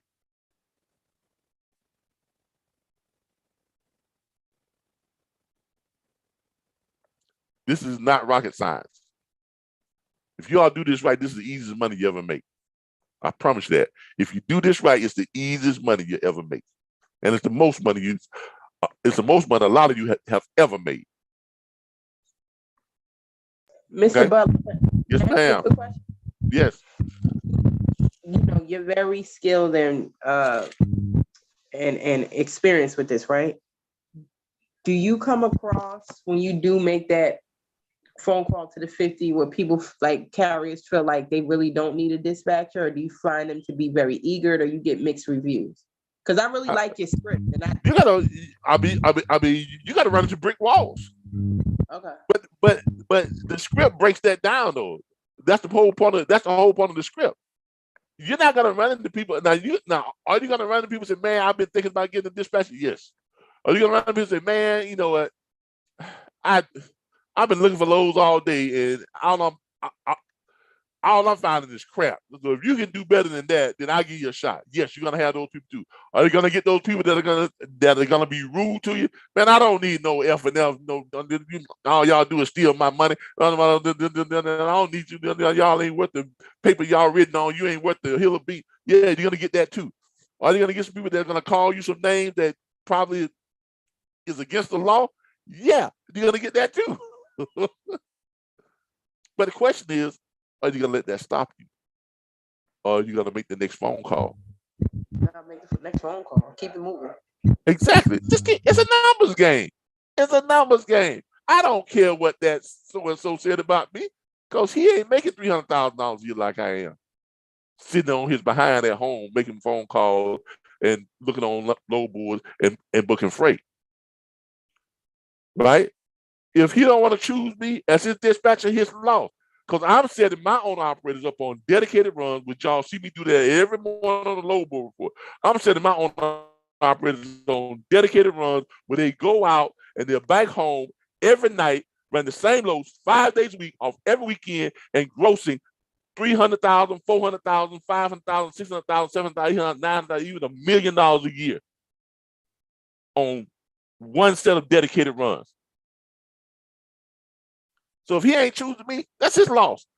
I'm gonna go find the next lucky owner operator that does choose me, and I'm gonna make that owner operator very wealthy, and in doing so, it's gonna make me wealthy. That's the mindset you gotta have. Are you gonna get no's? Yeah. Do I hear no's? Not really. I'm on looking for yeses. Are you gonna get good at turning a lot of no's into yeses? Yes, you are. If you use that script the way that I delivered it, you're gonna change a lot of people's minds. You're gonna turn hostile owner operators into, you know what? I got to give it to you. I really was not looking for a dispatcher, and I gave you hell. But if you say you can do what you say you can do, then I'm gonna give you a shot. You're gonna get those two. Okay. Look, the only thing that stops people from being successful is fear. That really is the biggest deterrent to being successful. It's fear. Fear of somebody saying no. Okay? So just get over that and make the phone calls. All right? Because look, exactly. If they stay on the phone, keep going. That's what Michelle said. If they're on the phone, I'll keep going. Look, the only thing you can't control is when is when you hear that click. But other than that, just keep on going. No matter what they come back. Look, it don't matter what they come back with. I don't need no freaking dispatcher. Y'all ain't worth the need. Y'all don't never find people good paying freight. They just wasting my time. Sure, I understand. But let me ask you a question. Y'all hear that transition? Sure, I understand. But let me ask you a question. That's my transition to everything. No matter what they said, I listen to the key points, but I'm really not even hearing it. Because I already know what I'm going to say anyway. I'm going to go back to the script. No matter what they said, sure, I understand. But let me ask you a question. If that dispatcher you talked about who was so bad, if that dispatcher, because remember, you set them up. You set them up from the beginning with the very first what? How much money do you need to move your truck? That's a setup. That's a setup. You're not going to them and say, well, I was wondering if I could be your dispatcher. No. Well, I was wondering if I could, help you find some $100 freight. No. That's not the question you're asking. You're asking them a very specific question. How much money you need to move your truck? That's a setup. Because they got to answer it. They're going to answer it. Even if they try to blow you off. I need $27 a mile. I don't move my truck for nothing less than $50 a mile. Your answer is always going to be the same. Great. Because I only look for freight that's paying the kind of money that you want to get paid. Going to the places you want to go. pulling the kind of weight that you want to pull. They fell for the setup. They fell for the setup. It don't matter what number they throw out there. Great. Because I only look for freight that's paying the kind of money that you want to get paid. Going to the places you want to go, pulling the kind of weight that you want to pull. Where can I send my dispatch agreement to? Well, I don't need no dispatcher. Man, I had a dispatcher before, he wasn't no good. So I understand what you're saying. But let me ask you a question. It's always the same. It's always the same transition. Sure, I understand what you're saying. But let me ask you a question. If that dispatcher who wasn't no good was finding you freight that was paying more than $50 per mile and keeping you on the flatlands and never gave you any heavyweight freight, you still have a dispatcher, right? Well, yeah. I mean, what is he gonna say? No? Yeah. Great. Because I'm only gonna find you freight that's paying the kind of money you want to get paid, going to the place you want to go, pulling the kind of weight you want to pull. Where can I send my dispatch agreement to? I find my own freight. I do good all by myself. My wife dispatch for me. I don't have to pay her nothing. Sir, I understand. I understand. But let me ask you a question. If your wife, as good as she may be, I'm pretty sure she's a lovely woman, but if your wife is looking for your freight on one morning and she's finding your load that's paying $5 a mile, $6 a mile, $7 a mile, and you may be looking for freight, you're finding, of course, you're good at this. I mean, you're good at this. You're finding loads that's paying $10 a mile, $11 to $12 a mile. And I call you up one morning and they got freight that's paying $15 a mile and $25 a mile. Whose load you gonna run that day? Well, I'm gonna run the highest paying freight. Great.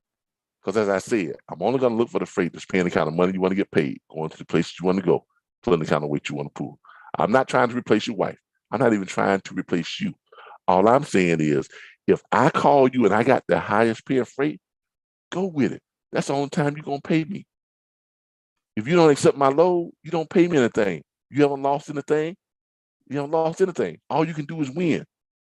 Every time I call you, all you can do is win. So I hear again, where can I send my dispatch agreement to? See, if you stick to the script, it always brings you right back to that. Where can I send my dispatch agreement to? How much money? See, that first phrase, how much money do you need to move your truck? That's a setup. That's all it is. It's a setup. You're basically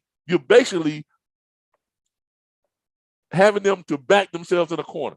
And then the rest of the time they got to fight their way out that corner. But you keep doing them like what? Like Tyson, you throw them back in that corner. They don't escape that corner. They don't escape that corner. Right? What? Because you got them in that corner, they trap. And now they got to fight their way out. But every time they try to fight their way out, you put them back in the corner. And all you're doing is, as long as they're on the phone, just keep wearing them down. Keep wearing them down. I mean, it's like a boxer. You just keep wearing them down, wearing them down. Eventually, they're gonna do what? Timber. They're gonna fall. They're gonna fall. Okay. All right. So you're gonna need a script. You're gonna need, your tools and resources. You're gonna need documents and all that type of stuff. A properly formatted dispatch agreement. You're gonna need that. We provide that for you. A properly formatted dispatch with an implied power of attorney. Now, someone told me that they had took some other training before, and the guy had a 15-page dispatch agreement. Who the hell gonna read that? I mean, seriously, what owner operator do you know? And he was saying, no wonder he wasn't signing nobody up. Everybody he sent a dispatch agreement to, he never got it back. Who's gonna read a 15-page dispatch agreement? Especially when you got stuff in there like powers of attorney and all this other. You done scared the hell out of a truck driver. You done scared the hell out of a truck driver. Our dispatch agreement is one page, and it hits all the points, right? Because of the way it's worded and the way it's phrased. It hits every point of what's liability, the whole 9 yards. Has an implied power of attorney. Everything is all right in the wording. So it's a simple script. It's a simple dispatch agreement. You send it to them. You're not putting the fear of God in an owner operator. They get a 15-page, dispatch agreement. They got terms like, power of attorneys and indemnity and all that. You scared the hell out of the owner operator. They don't want to sign that. Power of attorney. No, my bank account. No, they don't want to sign that. Okay, but we provide you all with a one-page dispatch agreement that covers all the bases. It's non-threatening, very simple, to the point, and it'll hold up in court. Trust me, I know. Okay, all right. So you're gonna need that type of stuff. You're gonna need a profile form. You're gonna have to have a properly formatted profile form. The profile form is what you send to the owner operator with your dispatch agreement. They fill it out, and they're basically telling you what they want. I want loads that's paying no less than this. I don't want to pull weight no more than this. What areas of the country you don't want to go? I don't want to go here. I don't want to go. I don't want to go anywhere else. I'm good. That's what they say. How often do you want to be home? I want to try and be home at least once every 2 weeks or every week or whatever the case may be. Okay? So you have your profile form. They fill it out. Now you got everything you need to make it happen. All right? So those are your basics of the things that you're going to need in order to dispatch freight. Okay? Those are the basics of the things you're going to need in order to dispatch freight. Oh, shoot. There y'all go. Make sure I didn't kill y'all again. All right. So those are the things you're going to need. Let me check in with my YouTube people. I haven't checked in with them in a minute. Let me check with my YouTube people. See what's going on over there. Okay. We got Sophia Moore that wants to join us. YouTube. I think we lost our YouTube people back when we had the little break. Well, there they go. All right, Michelle on Zoom, tell him I can't hear him. Okay, I'm sorry, Michelle, but yeah, we had to get back over to I had lost my power or something that had happened, but we're back. We got a lot of people on YouTube tonight, y'all. A lot of people on YouTube. Wow. Let's just read some of the stuff that they're talking about on YouTube. See, Deacons, good evening. Dispatcher works with a freight broker, yeah, we know that. Michelle, Sophie, yes. Cell phone loaded. Should you hold a percentage from every load? Should you hold a percentage from every load?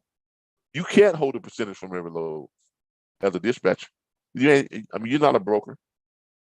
Okay, you can't do that. All right. Someone just asked, should you hold a percentage from every load?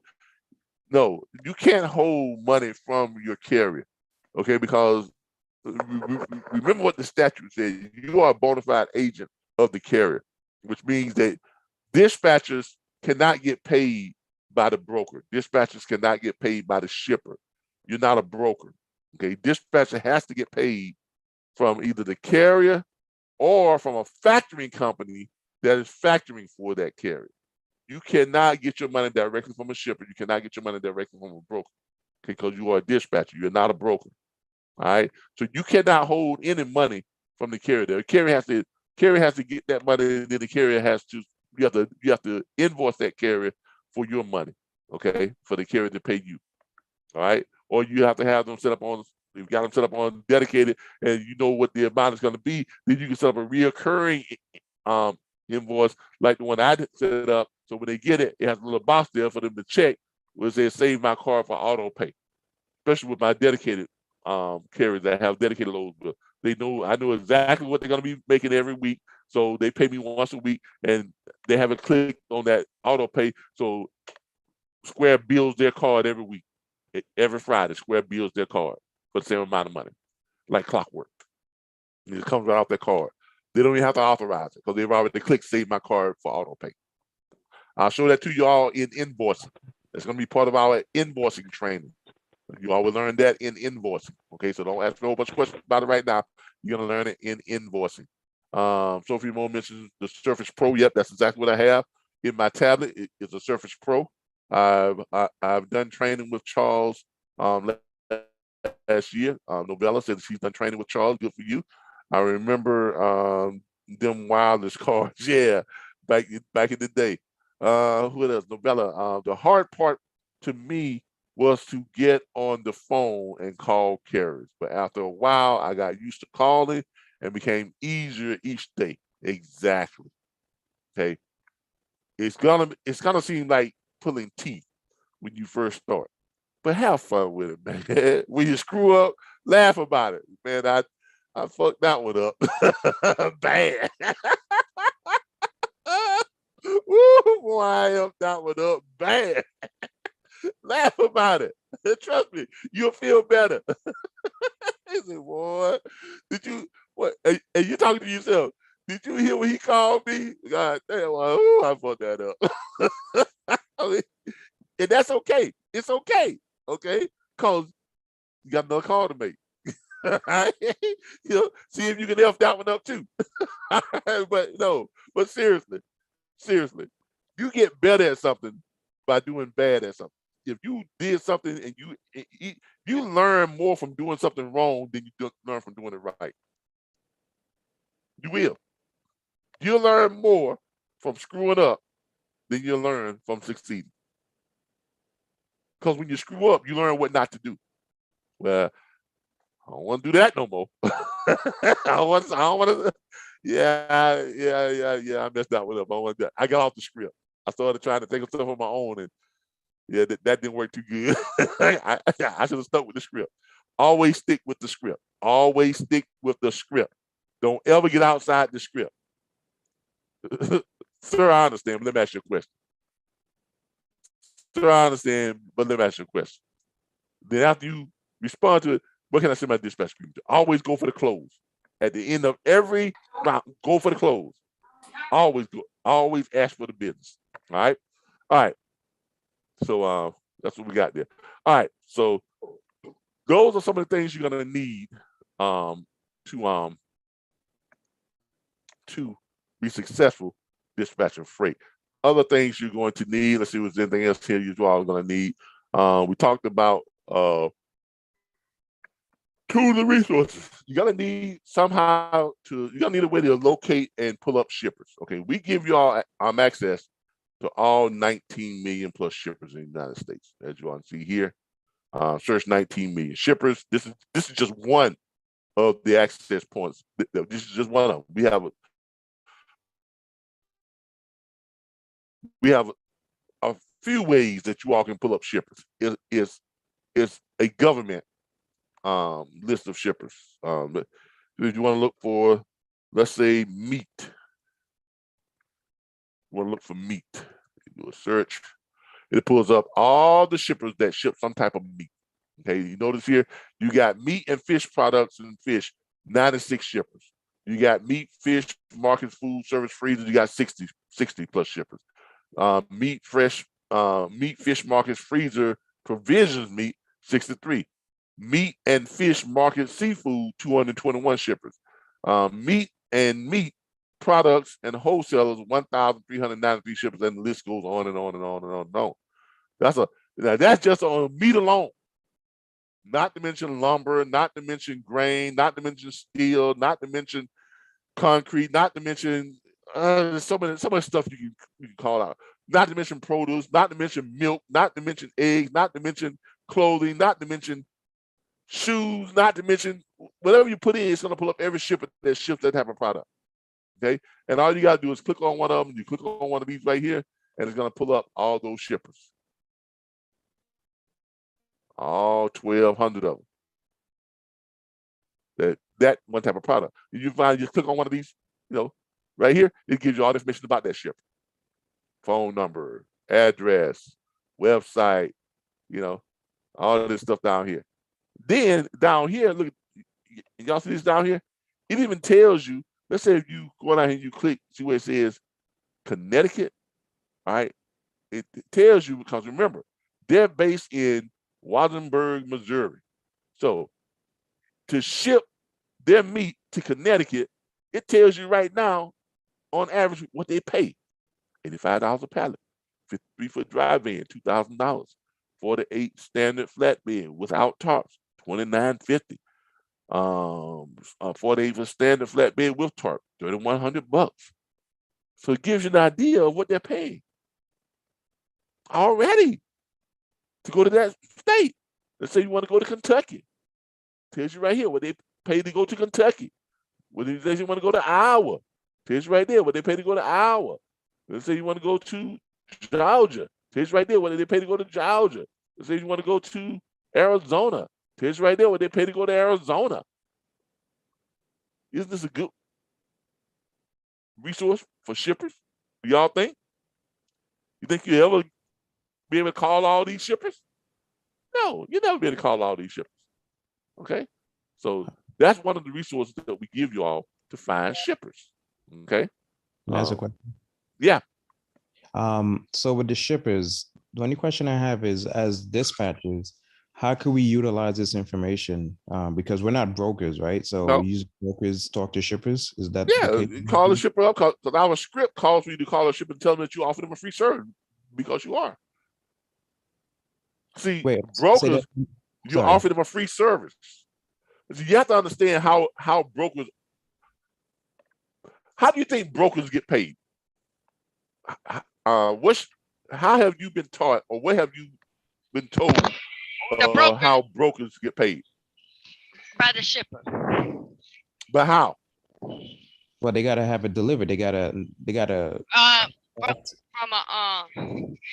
a factoring company. Yeah, but No, where no, does no. the but all right. Where know does what the broker's fee come from? It comes from the shipper once it's completed. No, listen to me.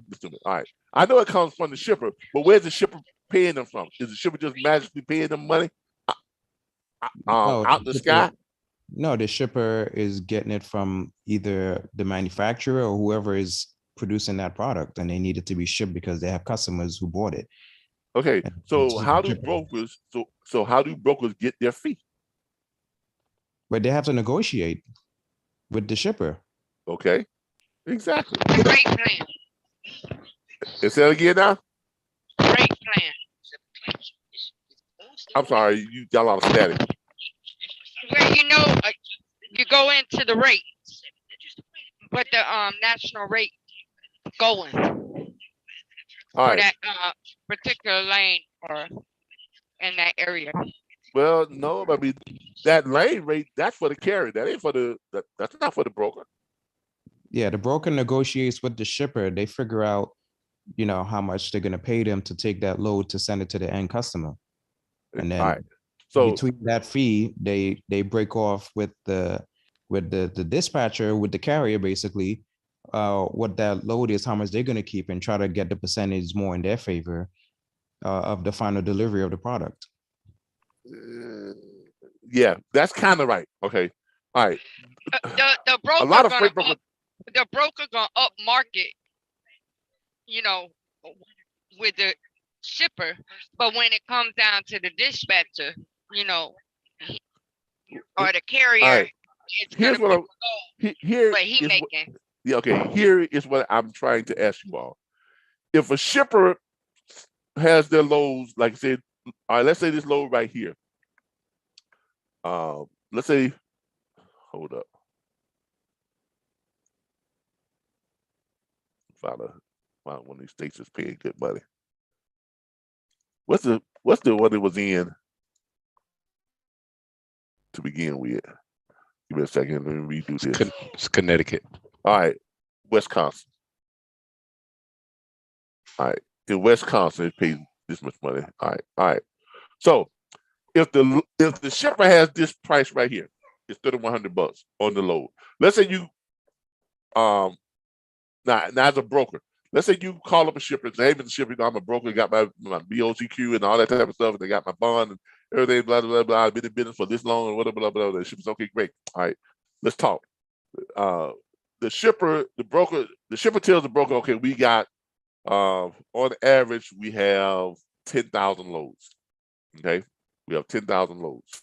Let me pull up my calculator again. That shipper says on average we have 10,000 loads. All right. I've got roughly 5,000 loads that are paying under $2 per mile. They're around like 90 cents per mile, 95 cents a mile, and a dollar up to $1.20 per mile. All right. I've got another 2,500 loads that are paying above $2 per mile. They're paying between $2 and $3.50, $3.69 per mile. And I've got 2,500 loads that are great paying loads that are paying, $4, $5, $6, $7, and $8 per mile. All right. So if that broker didn't take, if that shipper says, well, we got a load that's going, that needs to go from blase to blase, and is 1,200 miles. And this particular load, we're paying $5 per mile on it, which is $6,000, right? Who is that $6,000 for? Anybody? It's for the broker, because the broker has to figure out how much the carrier is going to get paid based on that 6,000, how much he's going to keep. So the lower No, you are stealing from the carrier. That's why a lot of owner operators say that's why they don't like brokers, because you got a lot of lazy brokers out there who've been trained the wrong way. And that's what I was looking for. I was looking to see if you all have been brainwashed into thinking that that's how this is supposed to work. That's not how it's supposed to go. That's why owner operators do not like a lot of these brokers now, because they are stealing money from the owner operator. That's the owner operator's money. How is it that someone can come in for loads that's already priced, they can just take it, and then they decide what they're going to pay the owner operator? That money is for the carrier. That money is for the owner operator. Now, you as a broker, if you're going to do your job right, the way you're supposed to negotiate a margin. Has anybody ever heard of a margin? Yeah. There's things called the broker's margin. Now, I'm about to educate you all on some brokering here. There's such things called the broker's margin. Whatever the load is paying, whatever the shipper has for what they're paying is what goes to a carrier. That's their money. Now, the broker has to say, okay, based on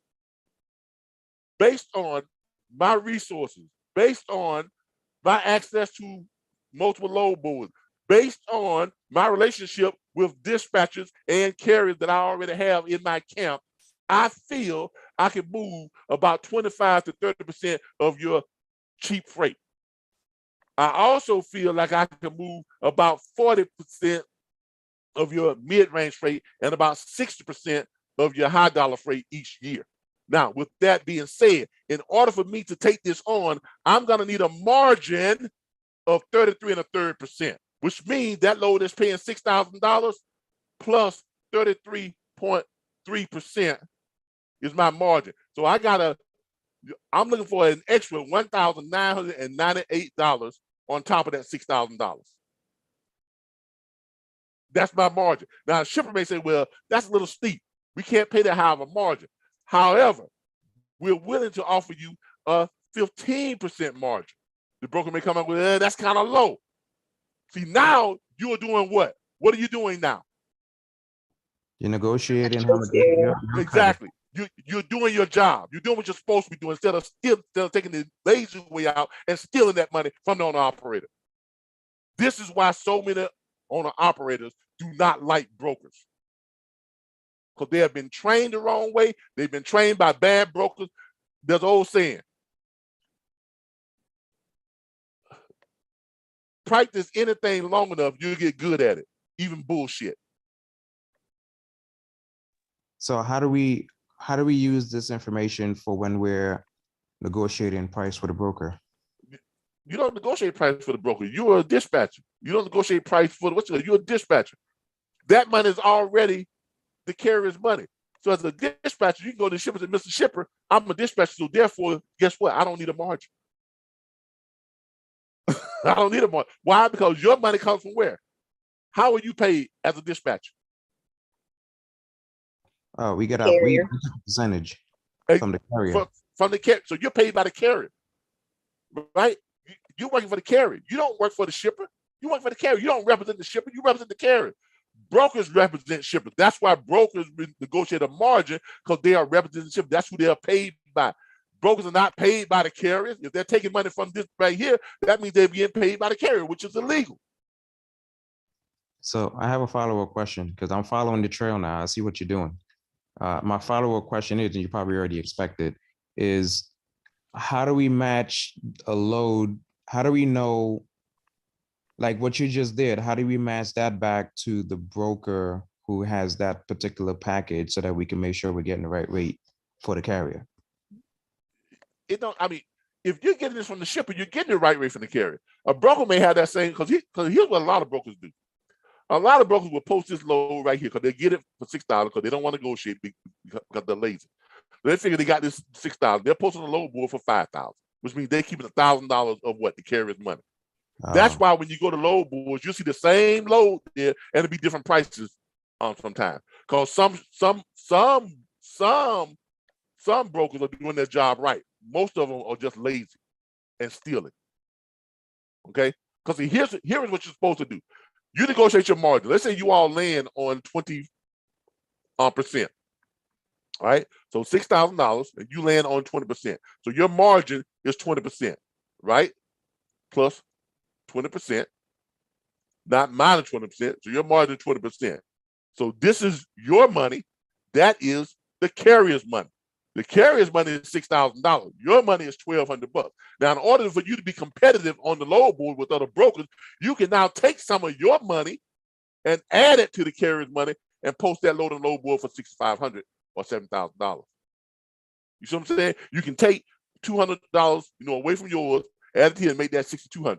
When the other brokers are doing the opposite, they'll post that load for $5,000. They keep it $1,000 or $5,500. You're taking some of your what? Margin, adding it to the carrier's money to make you more competitive on the market, to entice a carrier to grab your load rather than grabbing another load from another broker who is working the opposite way. You understand? Yeah, I get it. That's how it's meant to be. That is how it's supposed to go. That's what the Federal Motor Carrier Association outlined and says that how a broker should get paid. But you have a lot of lazy behind brokers that have been trained by lazy behind freight broker trainers to steal money from owner operators.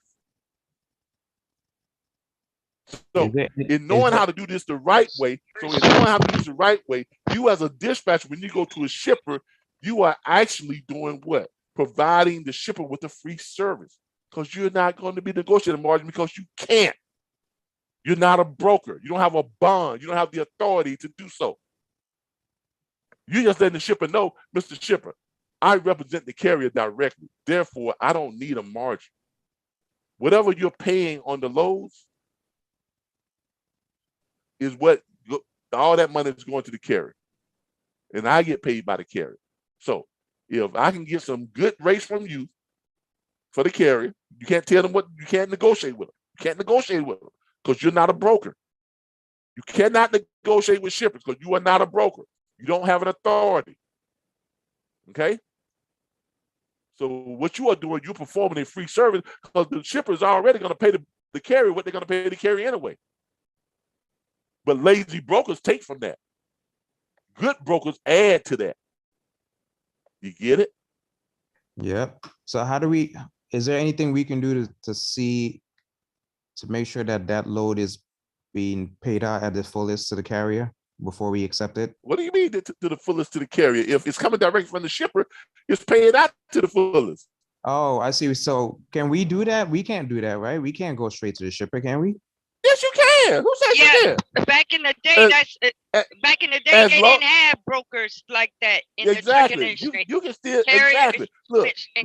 Trucking companies went straight to the shipper.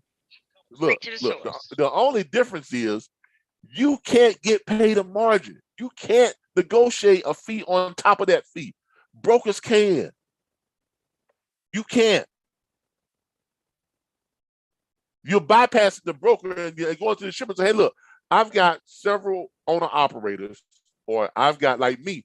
Like I go to the shipper and say, this owner operator, RBBS transport dispatches freight for 317 carriers every single week.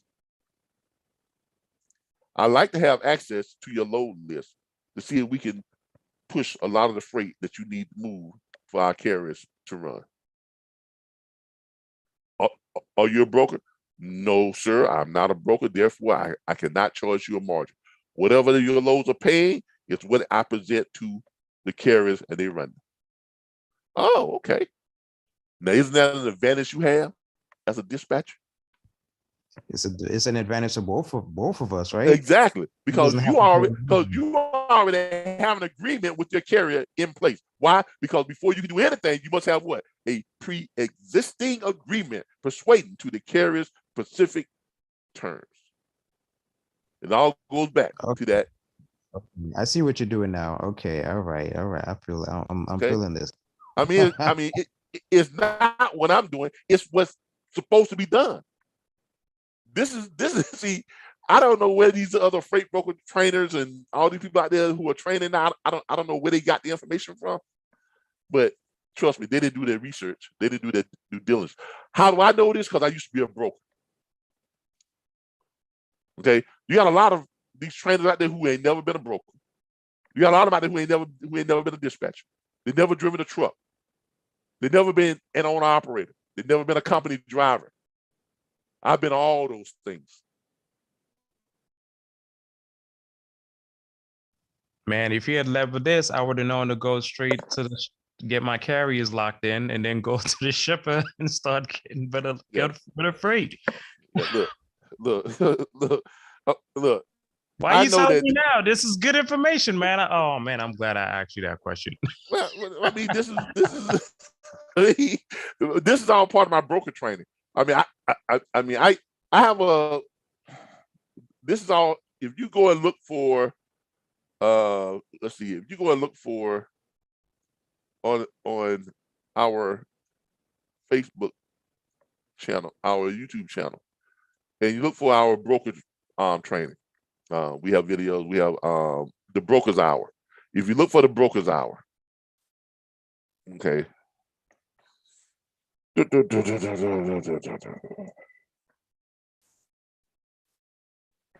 Broker's Hour, which is right here.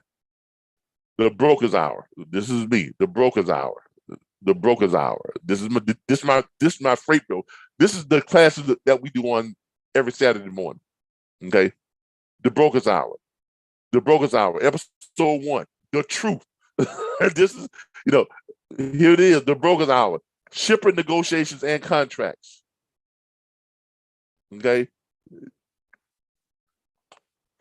I know what they're teaching, and it's crap. But you gotta get it the right way from me. I promise you that. There's a reason why a lot of these freight broker trainers out there, they despise me. They despise me. Because I shared a lot of light on how to do things the right way, and Dustin shares a lot of light on them doing things the wrong way. Okay. I don't care how it falls. If the shoe fit, wear it. Okay. But this is how you're supposed to operate as a broker. And if you know how brokers are supposed to operate, and shippers, they know this. They know how brokers are supposed to operate, but they ain't gonna say no difference if a broker comes to them and says, well, I'll just take what you got, and I'll take from that and then pay the carrier out of what of that. You think a shipper's gonna tell you anything different? No, because he's not losing, he don't have to pay him. Exactly. They don't even have to pay you for your services. The carrier's gonna pay you for your services. And that ain't right. Okay, I got a follow-up question because I'm learning. My brain, you just woke me up. So once you get this going, now is the carrier, now he has to set up a factoring, right, in order to get paid, because it's not going to be factored because he's getting it straight from the shipper, correct? Exactly. Now you can go straight to the shipper if your carrier has factoring, or you can have set up factoring, because normally you go through a broker and all brokers have their factoring already worked out. But a lot of carriers have factoring too. Okay, but can we can we set up a can we set up that factory, and once that freight is negotiated with the shipper on behalf of our carrier, or should we just always ask them? Well, first of all, you're not negotiating freight with a shipper. You can't negotiate.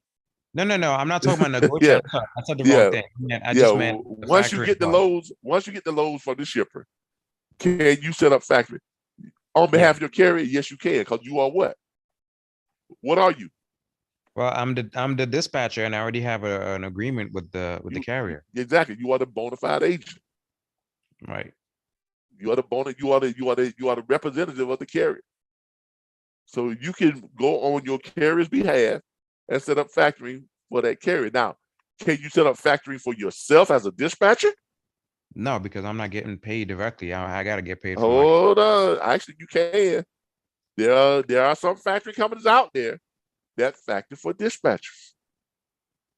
Okay, how does that work? But it's not going to be directly from the shipper's load. The money all that money goes to the carrier, right? If the carrier's got it factored, whatever goes to the carrier, and then your money comes out of, your money is factored from the carrier. So even if a carrier is using a broker, a dispatcher can still have their own factoring company. Did you know that? Yeah, but the load would have to be factored twice, because the broker factors it from the shipper to make sure they get them, because the shipper can take up to 120 days to pay. Well, don't matter want to wait 120 days. So all brokers have factored. So that money gets factored from the shipper to the broker. Now the broker then has money sent over to who? The carrier, which it can be sent from their factoring company. Now, because you have an agreement with the carrier, your money does not come from the broker. So the broker's factoring company can't pay you unless you have an agreement separately with the factoring company to broker your money from the carrier. Therefore, you will be guaranteed to get your money if you have non-recourse factoring. Now, that's usually the most expensive factoring, which is going to run you 5%, sometimes 6, even 7%.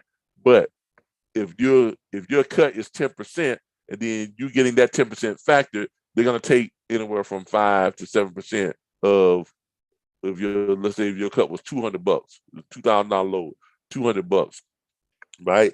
That means your $200 is going to be factored, right? If your pay was $200, they're not factoring the $2,000. They're factoring the $200. So they're going to take, let's say, 5%, $10, and then you're going to receive $190. But you're guaranteed to get your money if you have non-recourse factoring, and then it's up to that factoring company to get their money from who? From who? The shipper. No, from who? Yeah, isn't it from the shipper? The broker. No. Oh, the broker's From not who? involved. Who are you paid by? Well, the carrier. Oh, From the carrier. Yes, from the carrier. Okay, but that really makes no sense. I mean, some dispatchers do it because they just want to have a peace of mind of knowing that they're going to get their money. But in invoicing, I talked about and showed y'all how to get your money guaranteed every time. Even if a carrier decides that they don't want to pay you, you can still get your money 100% of the time. It'd be good for the carrier to have a factoring company that does pay for dispatching as well. Yeah, but like I said, but you're still getting your 10%. You're still getting your 10% is going to be factored. So your $200, I'm just getting it. You're only going to get $190 if they're taking 5% of it. That load is going to be factored twice. There's no other way for a factoring company to pay you out of it. Or the factoring company can't pay you from the $2,000, but your percentage is not based on the $2,000, right? They can't pay you from the $2,000. They got to pay you from your cut, your $200. You understand what I'm saying? Yes. All right. So, but to avoid all that, just I mean, you have a legal contract, right? Which is a dispatch agreement, right? Right? Mm-hmm. That Correct. that your carrier signed, right? Right. If somebody reneges on a contract, what do? Take them to small claims court. Take them to small claims court. You get your money 100% of the time. I have taken 6 carriers to small claim court and gotten paid every single time. On 4 of them, I got what's called punitive damages on top of what they owed me. And that pissed them off. How am I able to do that? Why? Because I got a dispatch agreement. I got a signed dispatch agreement. I also got a BOL that ran through my email that says that the carrier ran a load that I provided to them. I also have a what? A rate confirmation that ran through my email that I sent over to the carrier's email. See, I have all these chain of evidence. As a dispatch, you have all this stuff. That's why you want to run everything from the broker to your email to who? The carrier. So you have a chain of you have a way that links you to every deal. And on top of that, you got a dispatch agreement.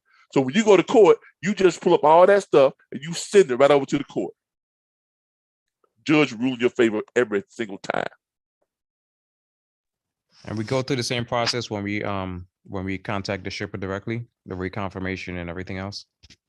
Yeah, you're gonna get a confirmation from the shipper, same thing. Okay. Yep. This is good information. Thank you. All right. That's gonna do it for tonight, y'all. All right. You all have learned what it takes to be a dispatcher. What is a dispatcher? Is dispatching legal? What type of resources you're gonna need to dispatch, and what type of systems, computers, hardware you're gonna need to be a dispatcher. So that concludes our training for the beginning. Okay. Now next Thursday, we'll be going into step 1. Step 1 is what? Finding owner operators, how to locate the owner operators, right? So that's what we're gonna do next week. How to locate owner operators. That's dispatching, how to dispatch part 1. This was part 0. Part 0 is knowing what it takes to be a dispatcher and all this stuff. So I can give you a lot of good information tonight. So take that, remember it. This will be on YouTube, so you can pull it up and everything.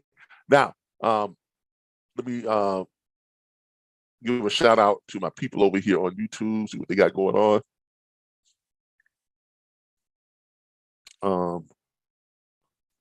See what we got going on. I want to give a shout out to a whole bunch of people for joining us tonight on YouTube. Mika Chow, thank you for joining us. Deborah Spencer, thank you for joining us. Miss Collins, thank you for joining us. Stacy Kennedy, thank you. Leoma Jeezy, thank you. We have up here Dwayne W, thank you for joining us. DJ Too Real, thank you for joining us. Sophia Moore, is always a pleasure. Denise is a Guillory. I hope I did pronounce that right. Thank you. Who else we have? Acknowledge Deborah. Oh, Simply Erica, thank you for joining us as always. Of course, Sophie Moore. Novella, thank you for joining us. And we have a lot of people that join us on YouTube tonight. What else we got going on here? All right, I think that's about it. All right, look, I appreciate y'all for joining us. I have been working on, that's why I'm not doing the load board report during the morning, because I'm still working on our Easy Lease site. For those of you who don't know,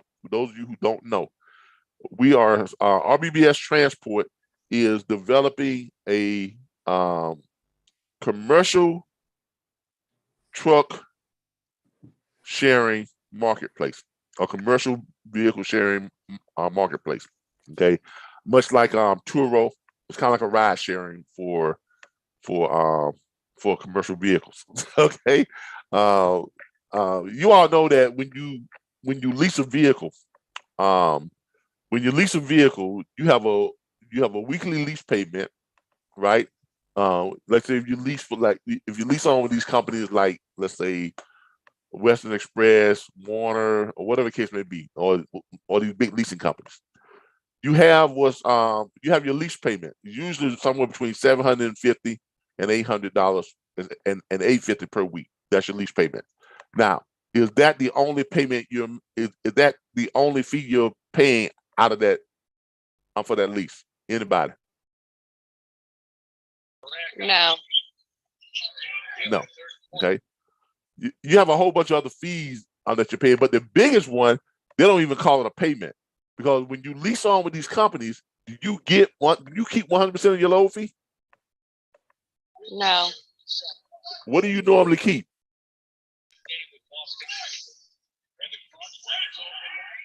Well, they take out the lease, they take out fuel surcharge, they take out maintenance plan. Exactly. But how much of the load fee do you get? That's after they take out different percentage for the. Is there any companies out there that when you lease with them, they're paying you 100% of your load fee? No. No, you're getting paid somewhere between 70 and 75% of the load fee, right? Mm-hmm. Right? Correct. All right.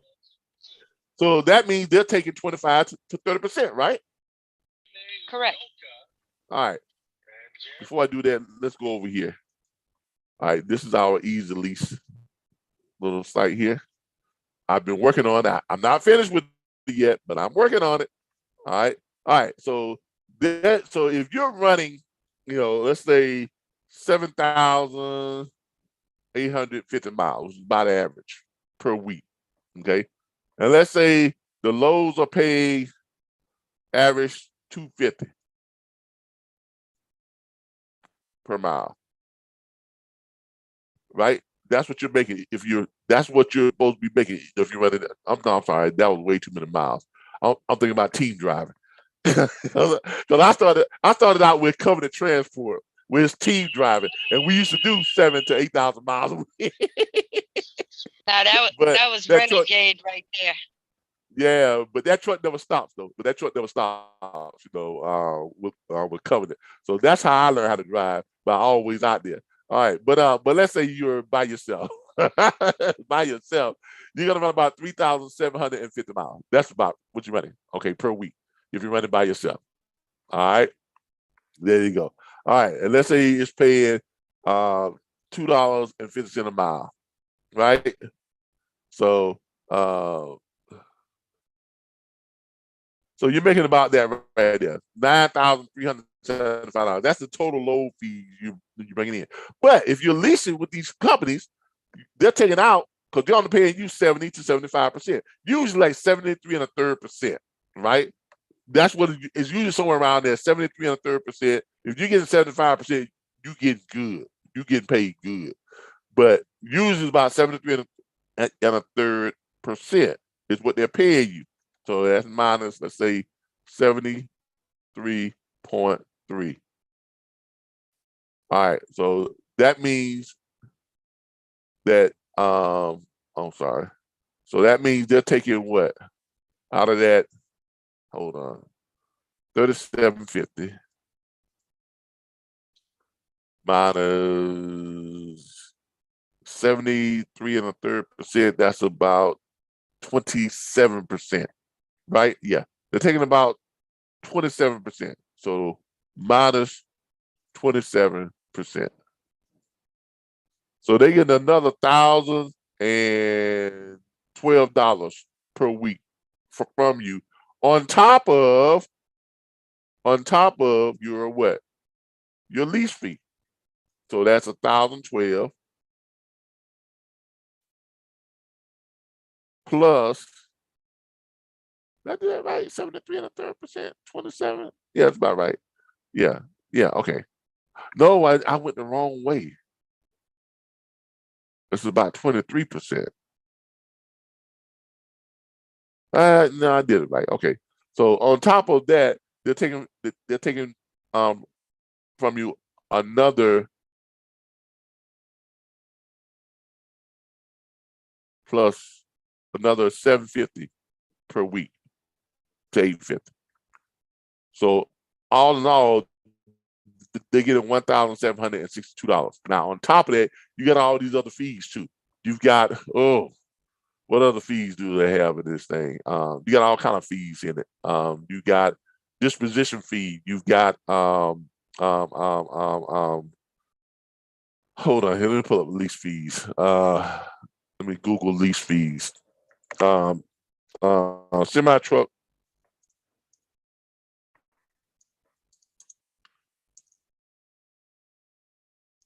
Lease fees. All right.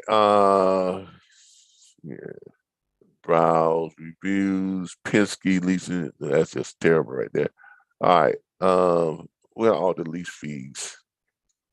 I want to find one that has all the fees in it. I want to go rent, semi truck, rental, leasing, buying. There's one that there's someplace on here that lists like what the fees are. Does Prime do it? I seen Prime up there. Did they show their lease, all their fees? Well, they're probably not gonna publish them. I was looking for one of these blogs that kind of breaks down what the lease fees are. Hold up, semi truck lease, breakdown. Let me do breakdown.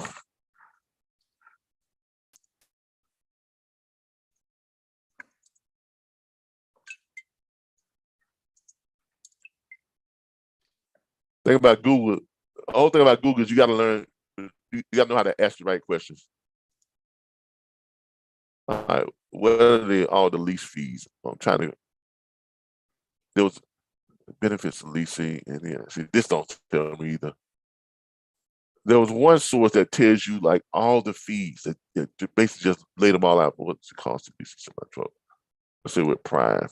See, they're telling you what the little weekly fee is, but they're not gonna tell you all the fees that are in it.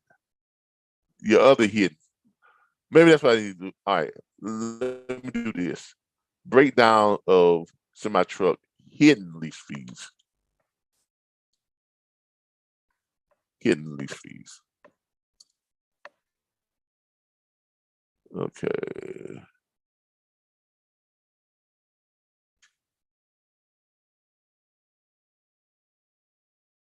How much does it cost to lease my truck? Actual rates.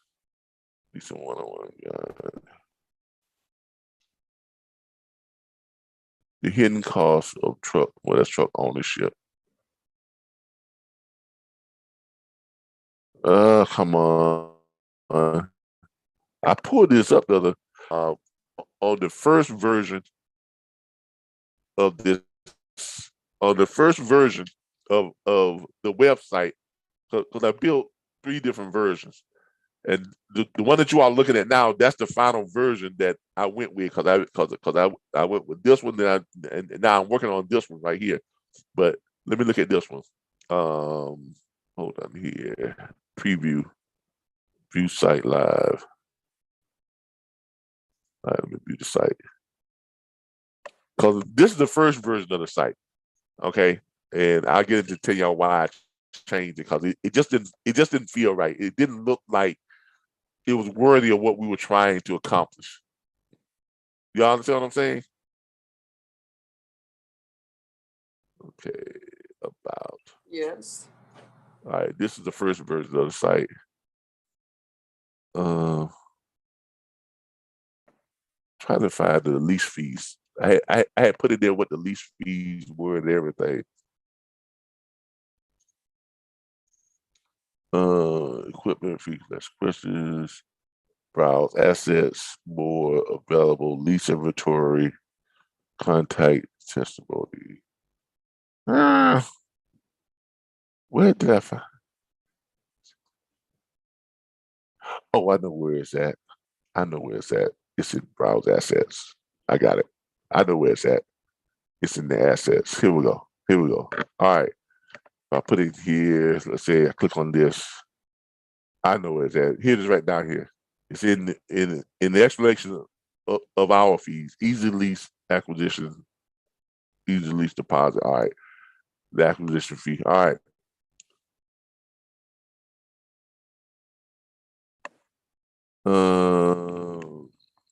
Charge frequency, easy lease upfront fees.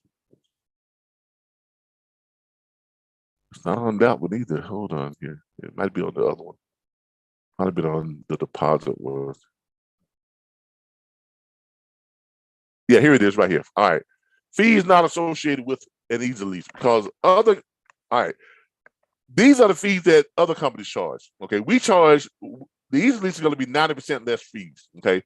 The traditional lease has what's called a gross capitalized cost, capitalized cost reduction, net cap cost, or adjusted cap cost, residual value, the end of term cost, depreciation, and any amortized amounts, and disposition fee or disposal fee on top of the deposit, on top of the acquisition fee, which is what we do charge. Now, what we charge an acquisition fee, $1,500, and a deposit, $1,500. Okay, those are only upfront one-time fees. All these other companies, all this other stuff they have right here, these are all fees. Now, if you don't have the money to pay that up front, which usually comes out to be like another $10,000 or $12,000, you know, somewhere in that neighborhood, they can roll it over into your lease. Okay, which is normally what happens, because most people when they go to these companies, they don't have $10,000 or extra $10,000 or $15,000 that they can lump out for all these other fees that they have. So they roll it over into their lease, and they tell you that this is paid out over your first year of your lease. So if you've got an extra $15,000 in fees on your lease and all these different fees that they charge you, and they're basically dividing that by how many weeks in a year? How many weeks are in a year? Anybody know?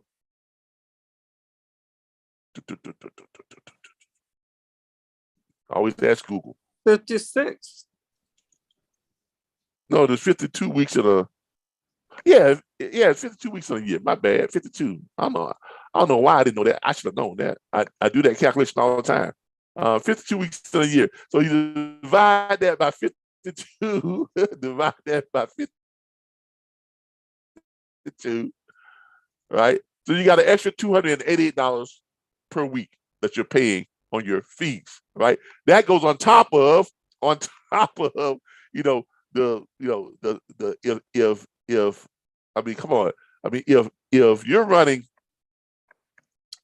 $8,000 on your on your load fees, and they're taking, let's say 25%, or better yet, they're probably taking somewhere close to 30%.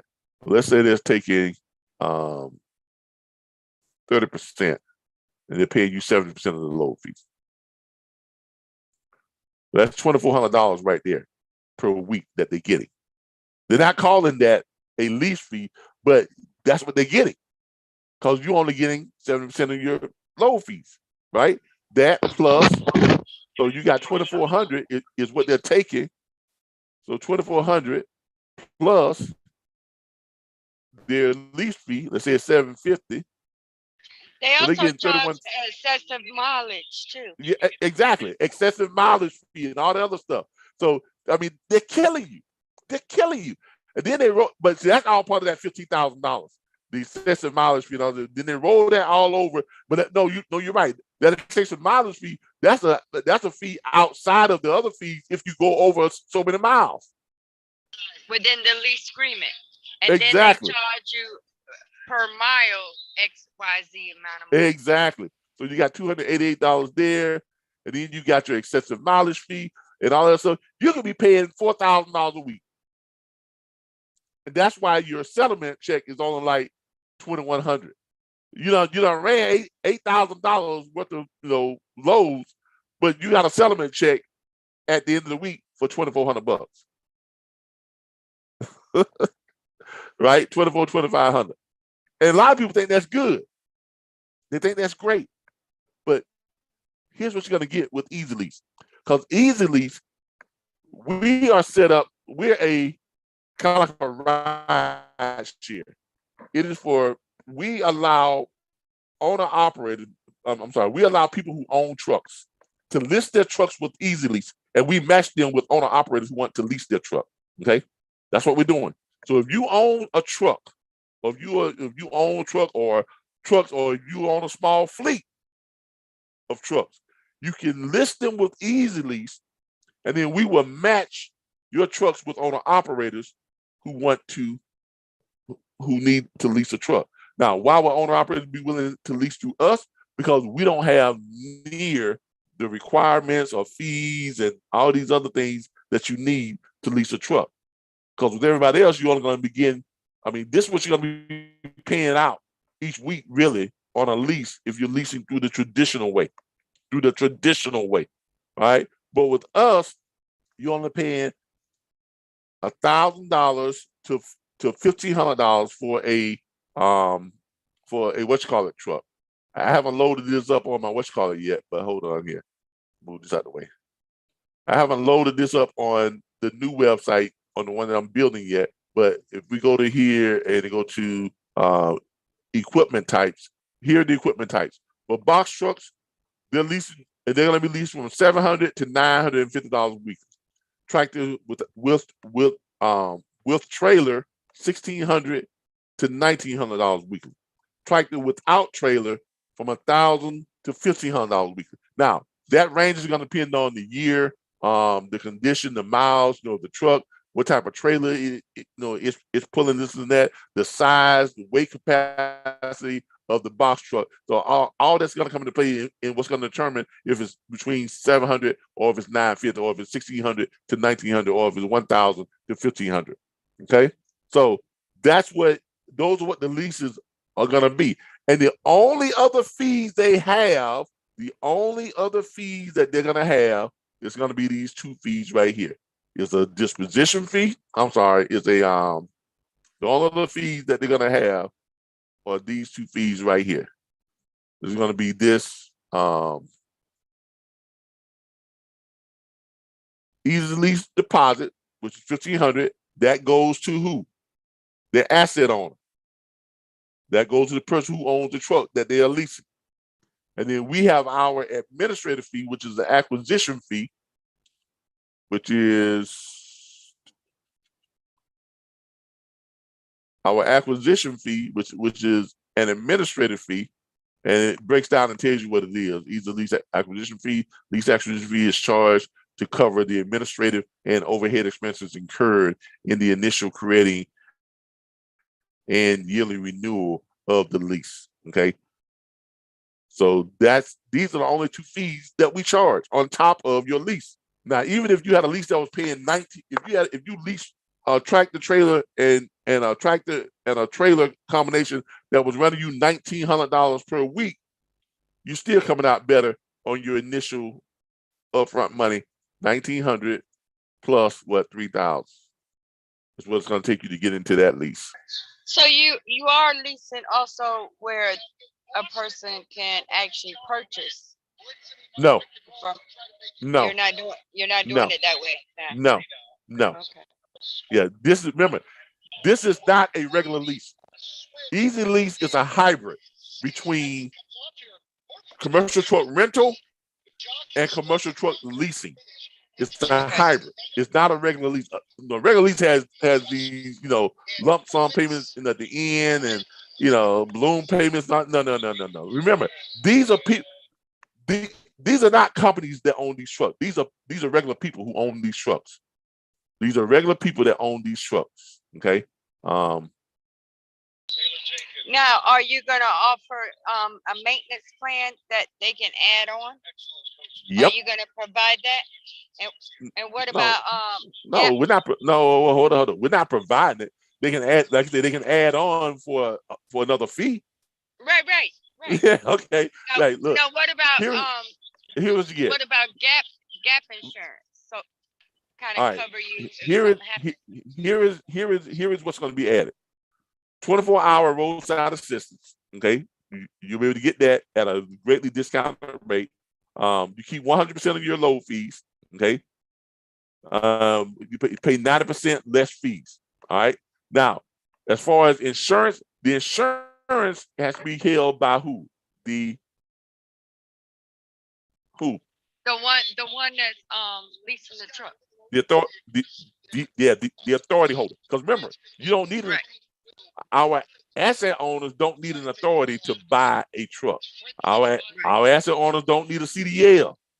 But the person who's driving the truck, the insurance needs to be covered needs to cover the driver. So the insurance needs to be done by who?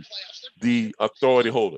We will have companies that we are partnered with, and there's going to be a section in our website and our app for them to go and they can, get, great insurance rates. They can get the 24-hour roadside assistance. They can get now our asset owners will have the ability to purchase gap insurance at a discount, and Easy Lease will split that bill with them. Okay, if they want to get like gap insurance just to have it, but it's not going to be altogether necessary, because if the person who is leasing the vehicle has got what they're supposed to have, insurance, your vehicle is covered anyway. Okay, so but there's going to be vendors that are going to be on our app and our site, factoring,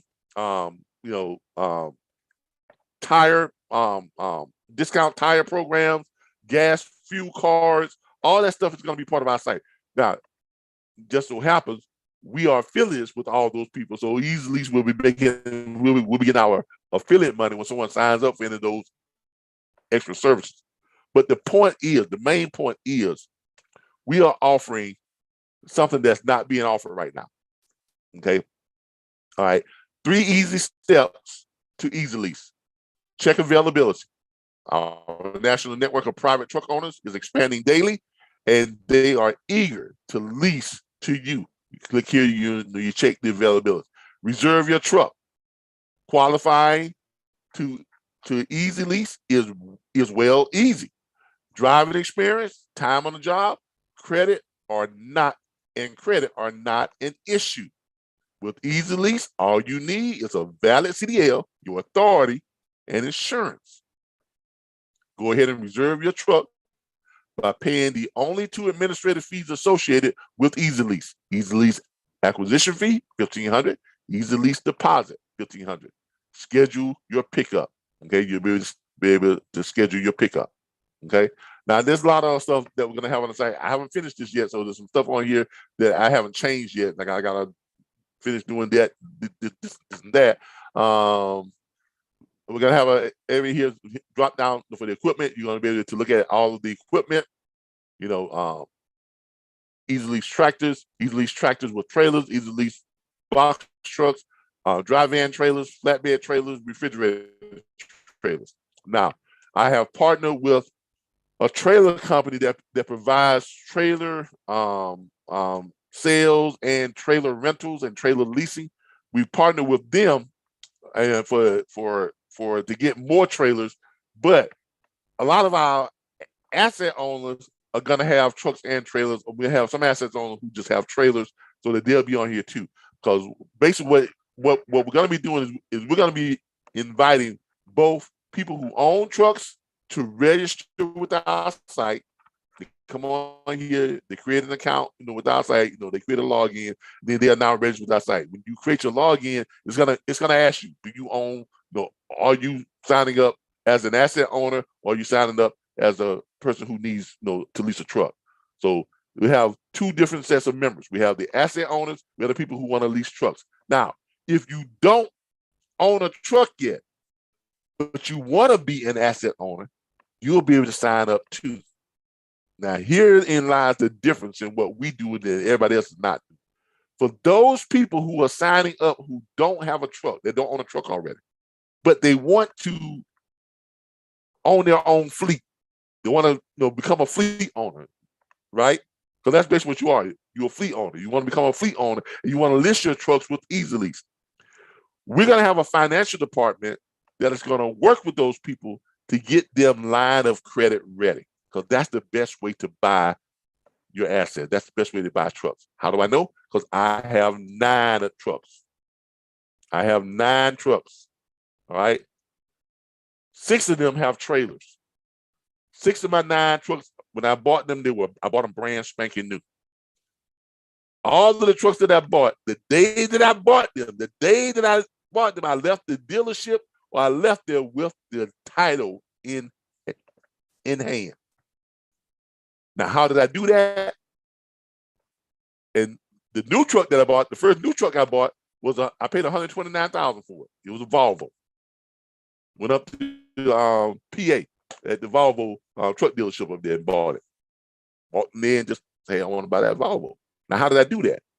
I did it with a line of credit.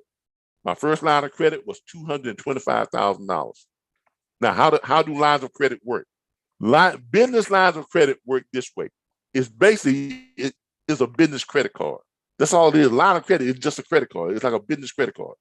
You get a credit limit of how much you can charge on it. In this case, it was $225,000, my business line of credit. Went to the dealership, I bought a $129,000 truck. Now, am I paying interest on the whole $225,000? No. I only pay interest on what I charge on the card, just like you do with any other credit card.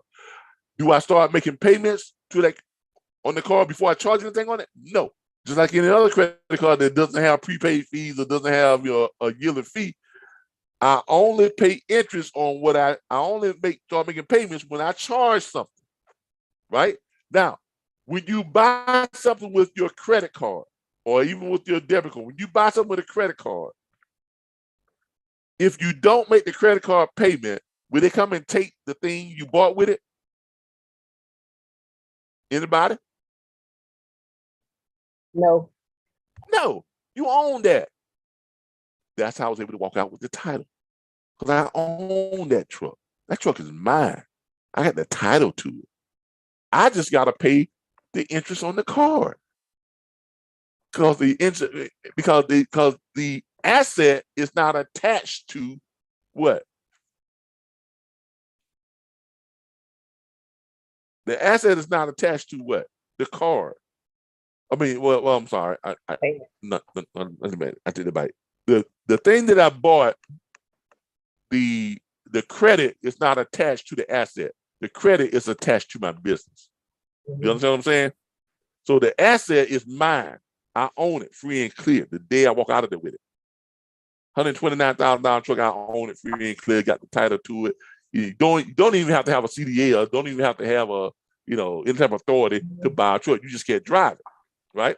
So we're going to be showing people how, and we're going to be helping people through going through the steps of getting them line of credit worthy. We're going to be getting them line of credit worthy. So within 6 months, we should be able to have them in a position to start building their fleet by going out and buying trucks with lines of credit. So they're going to be able to go out, and if we get them anywhere from $150,000 to $225,000 line of credit, that means they can purchase 2 new trucks or 4 used trucks, 4 to 6 used trucks. Okay, $50,000, $60,000. I mean, I might know $25,000 truck. That ain't worth the crap. We're talking $50,000 to $60,000 truck, good trucks that you want to place with us on a year-round listing for us to list it on easily to get someone in there that's going to pay you $1,000 to $1,900 per week, depending on what you've got on with that truck. Now, how much is your interest-only payment if you bought on $225,000? If you use up the whole line of credit, you bought 4 trucks, each one $50,000 each. You bought 4 trucks, $200,000. What is your interest-only payment on your line of credit?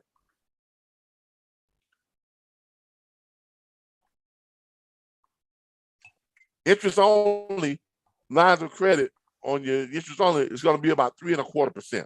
I think that's what it's going for right now. Let's check.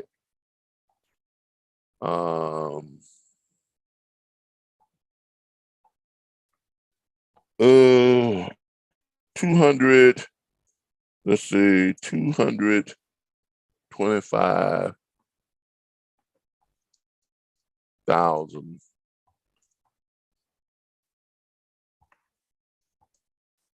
business line of credit. INTRE, interest only.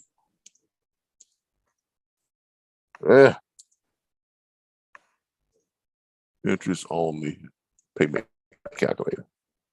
All right, let's check this out. I don't want to doing these calculators, I gotta pay to get it now. 2.5. I gotta go through all. I'm not going through all that. Let's just see what it is. Let's take out the calculator part. It's on the payment because I'm not gonna go through all this. I'll be here all night. 5 minus 3.2. I'm just looking for what the rate is. I can calculate it myself. I'm just looking for the rate. Let's try bank rate. They usually don't have you to sign up all the. All right, see here. I like bank. I like bank rate. I like bank rate. Let's see. This is just a regular loan. Is this a line of credit? Well, let's do it. 200.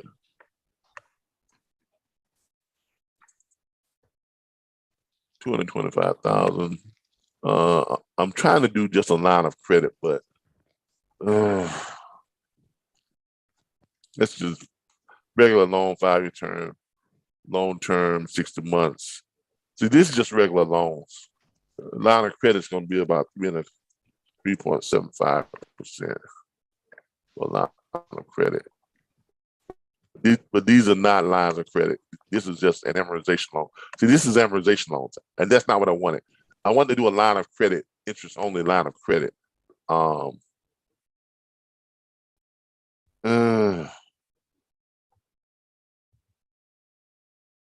I need to find a line of credit one. Interest only mortgage calculator. I don't want mortgage calculator. Line of credit. These are ads. Business line of credit calculator. Then the entry. See what they have.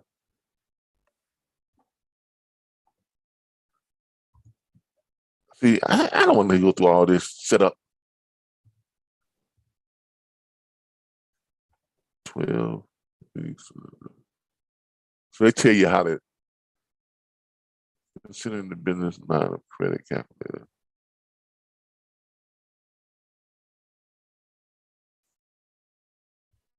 They tell you what these, what you call it, are.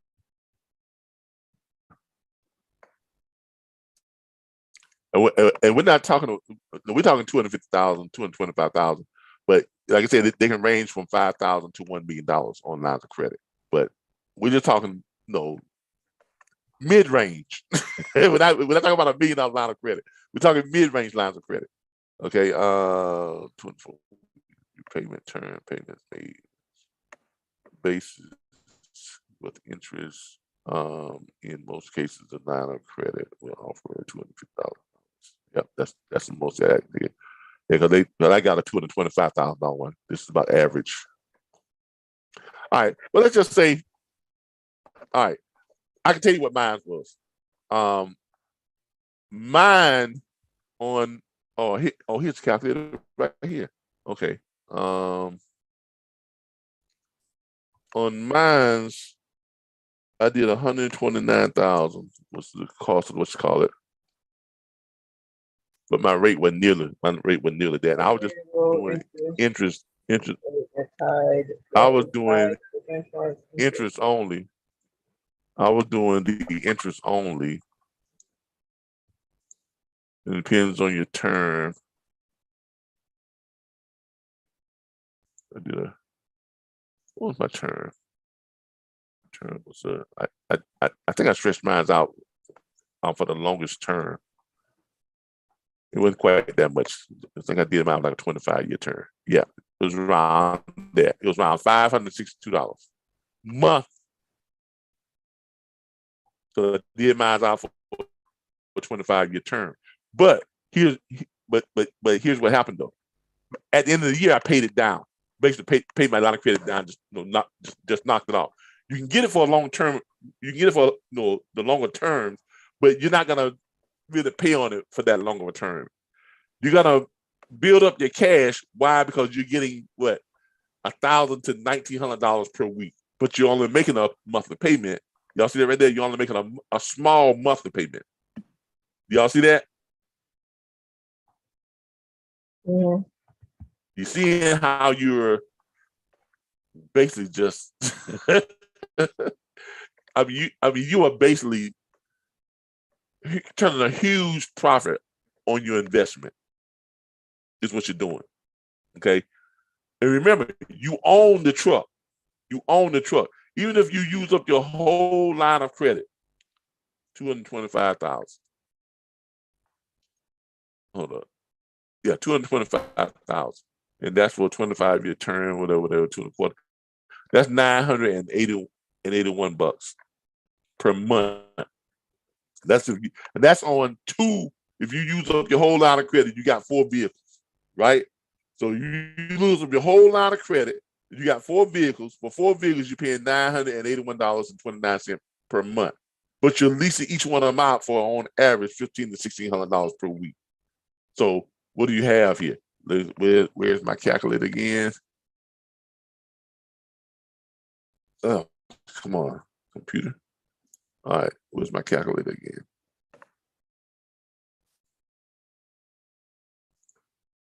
So basically what you have here, if you got 4 trucks now, say on average times $1,600 per week.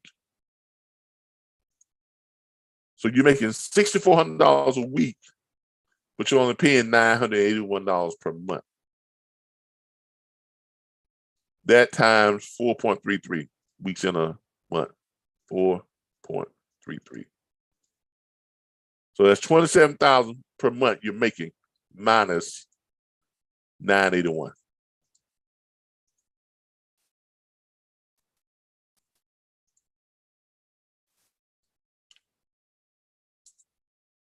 That's your monthly revenue on 4 trucks, leased out at $1,600 a week through Easy Lease. Now, of course, our cut. Now, what do we get for managing all this?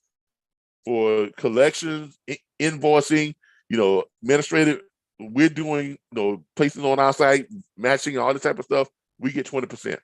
That's our cut, 20%. That's our cut, 20%.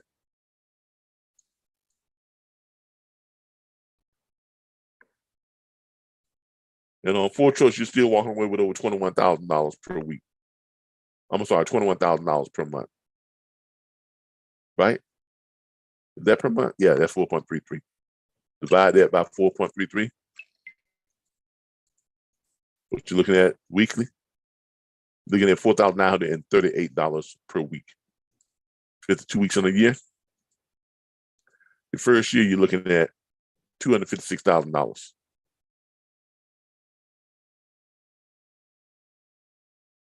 So what are you going to do with some of that money? Pay down your line of credit, right? Now, also, when you get to this point, you got your 4 trucks your first year, right? You pay down your line of credit.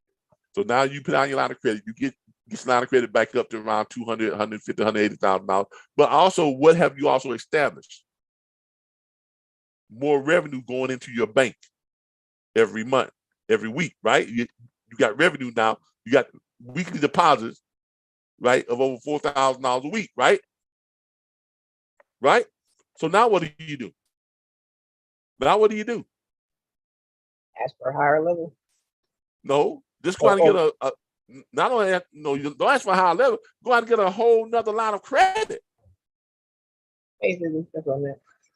Yeah, you just go out and get another whole, because now you have the revenue, you have the bank deposits, and you've been in business now for a year. You have the bank deposits to do what? To justify another line of credit at the same amount. So now you got 2 lines of credit at $225,000 each, which means you go out and get yourself what? 4 more trucks, right? Yeah, you increase your fleet. So you go out and get yourself 4 more trucks. And then your revenue goes from 49 or 33 per week to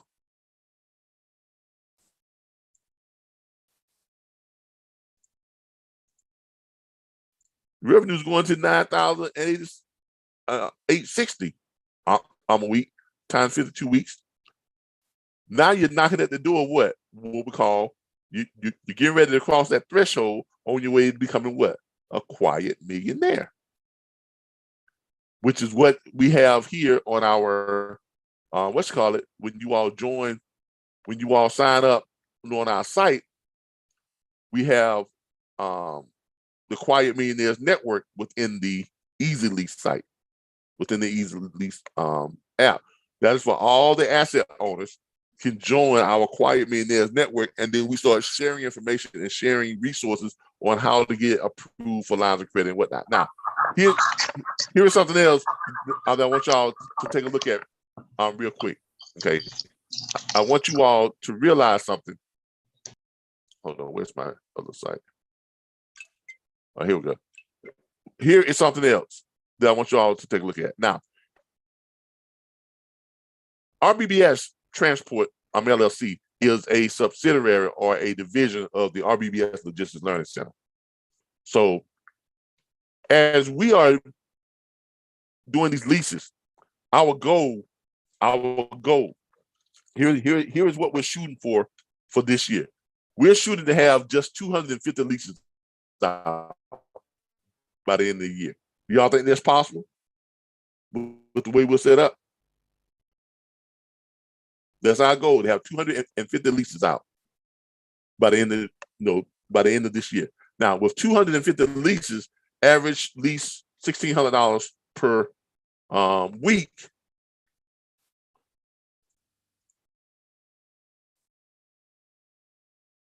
That's $400,000 a week. Now, that's $400,000 a week that is going through our bank account, RBBS Logistics Learning Center and RBBS Transport, LLC. Now, we're paying out 80% out to our asset owners. Okay, but when you're qualifying for lines of credit, what do lenders look at when you're qualifying for, when they're trying to qualify you for a line of credit? What's the main thing they look at? Anybody? Talk to me. Your assets, your collateral? No. The one thing they always ask for. Credit. Your bank deposits. Oh, yeah. That's the main thing that they're looking for. They're looking at your bank. They're looking to see how much revenue is running through your bank. Right? All right. Look, we are processing all this. We are collecting the payments. We're the one that's doing the invoicing. So all that money is running through RBBS's bank, right? So that's $400,000 a week that's running through RBBS's through our Wells Fargo bank, right? Through our business account.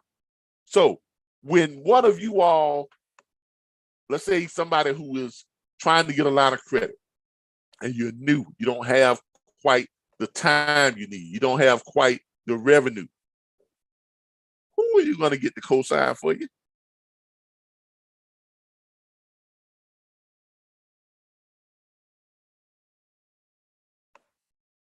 RBBS. Exactly. Exactly. Because we're running $400,000 per week through our bank. Now we are paying out 80% of it to our asset owners, but that doesn't matter because all they're looking for, somebody's got their mic open and it's like a lot of stuff in the background. That doesn't matter because all they're looking for is your deposit. That's all they want to see is your bank deposits. That's all they want to see is your bank deposit. And with $400,000 a week in bank deposits, and they're looking for the last 3 months. So basically you got that times 4.33. So you're looking at 1.7 million a month. That's that in bank deposits. So that's what they look for. They look for the last 3 months bank deposits. 1.7 million. So there is no chance on God's green earth if we're co-signing for you that you're not going to get approved for your $225,000 or even $250,000 line of credit. Now, when that happens, right? Because we already have a 20% agreement. That means out of that if we co-sign for you and you get that line of credit, because since we are co-signing on that loan, we are co-signing on that line of credit, and we're already 20% partners with everyone who registers on this site. Because when you register and you list your vehicle with us, it's going to be part of that vehicle listing agreement, and we're going to have a full lease agreement that's going to be posted onto the site too that everybody can pull up. But that means that when you get a $225,000 line of credit, you get that approved. 80% of that line of credit is accessed by you, which is $180,000, and 20%, $45,000 is accessed by us. So 20%. Does everybody see how that works?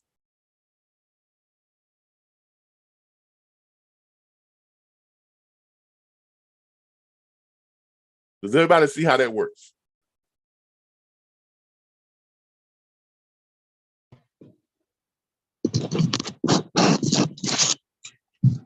I saw it, but I don't know if I really understand it. All right. All right. Let's say you join our site and you don't have the scores to get approved for a line of credit. And we're working with you and trying to get you ready to be line of credit worthy. All right. The goal is to have you to be able to qualify for lines of credit on your own. On your own. Okay. But there's gonna be some that are not gonna qualify on their own. Either you don't have the revolving, you don't have the right amount of deposits going through your bank, or you haven't been in business long enough, or it could be various reasons why you didn't qualify. All right. But if we are successful in getting 250 leases by the end of the year, and the average lease is $1,600 per week, right? That's $400,000 a week in total lease payments. All right. Easy Lease is processing all of the invoices. We're the ones who are setting up the reoccurring invoices, right? To automatically bill the person who's leasing that vehicle. We automatically bill their credit card every week. And that's the only way that they're going to be able to lease. They're going to have to set up, they're going to have to do a reoccurring invoice, and they're going to have to, and it's going to be checked, save my card for auto pay. So every week, at the beginning of every week, it's going to automatically bill their card, their lease payment, right? Now, when that happens, that money goes from our online payment processors. That money goes into our bank account.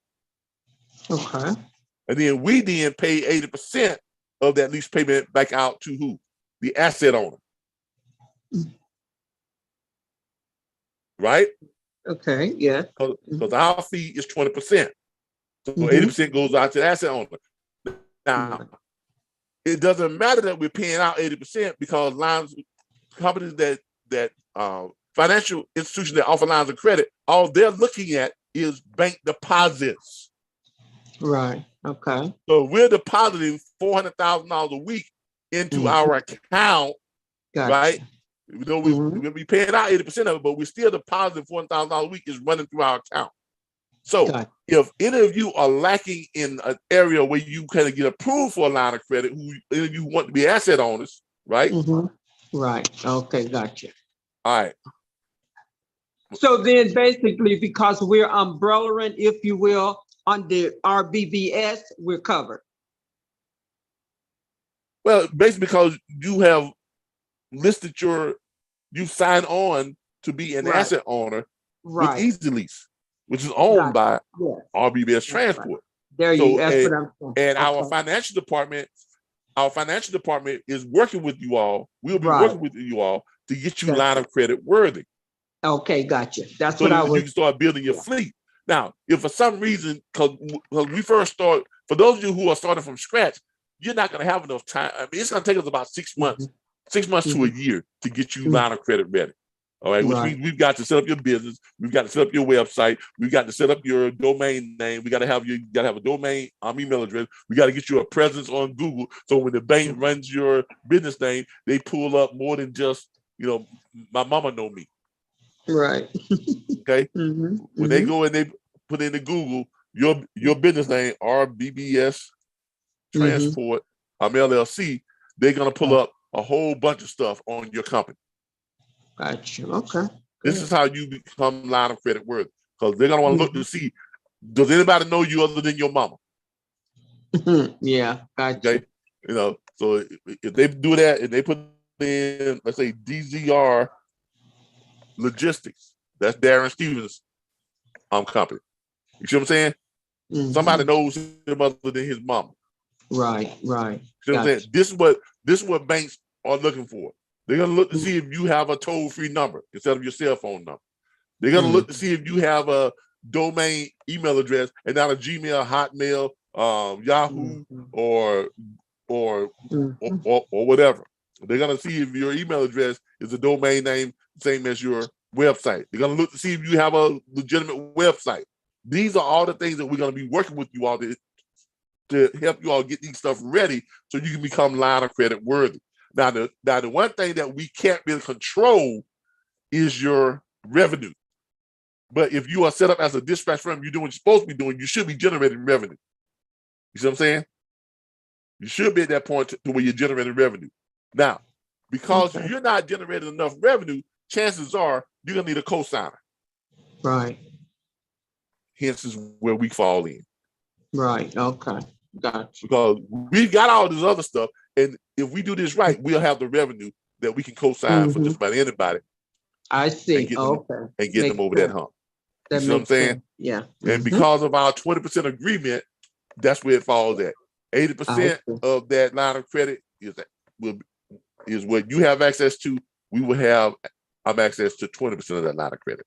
I see. So then, Mr. Butler, if I may ask a question, then with what you just explained so well there, so like myself coming in, getting everything established according to what you just stated, if I, so coming in, how soon then would I as a dispatcher be able to get a truck and get loads and things? Is that something also y'all working with us with? I know we'll be making our calls and everything, right? To dispatchers. Okay. So to truckers, I should say. So then would that follow up from there? Will you all come alongside us and help guide us through how to make those I know we've been going through that with the studies and what I've been looking at in the back office there and all the processes of how it's done, but just helping someone along the way to get there initially, their first load, second load, whatever. Okay. We're not going to be making phone calls for you. No, I know that. Yeah. Yeah. Look. We will work with you as much as we need to help you be successful. Okay. But we're not going to do the work for you. That's just not going to happen. I mean, sure. I can't afford to make that type of commitment, because if I make that commitment to one, I've got another 875 students that I got to make that commitment to. There ain't no way in the world I can do that. That's right, and I agree with that. I mean, that's just not possible. It's just not possible. Now, will you be able to book private consultations and us kind of walk you through some things? Yes. Will you be able to ask questions in class like we're doing here? We've been here now since 7 o'clock, and now 10:30. Yes. You see what I'm saying?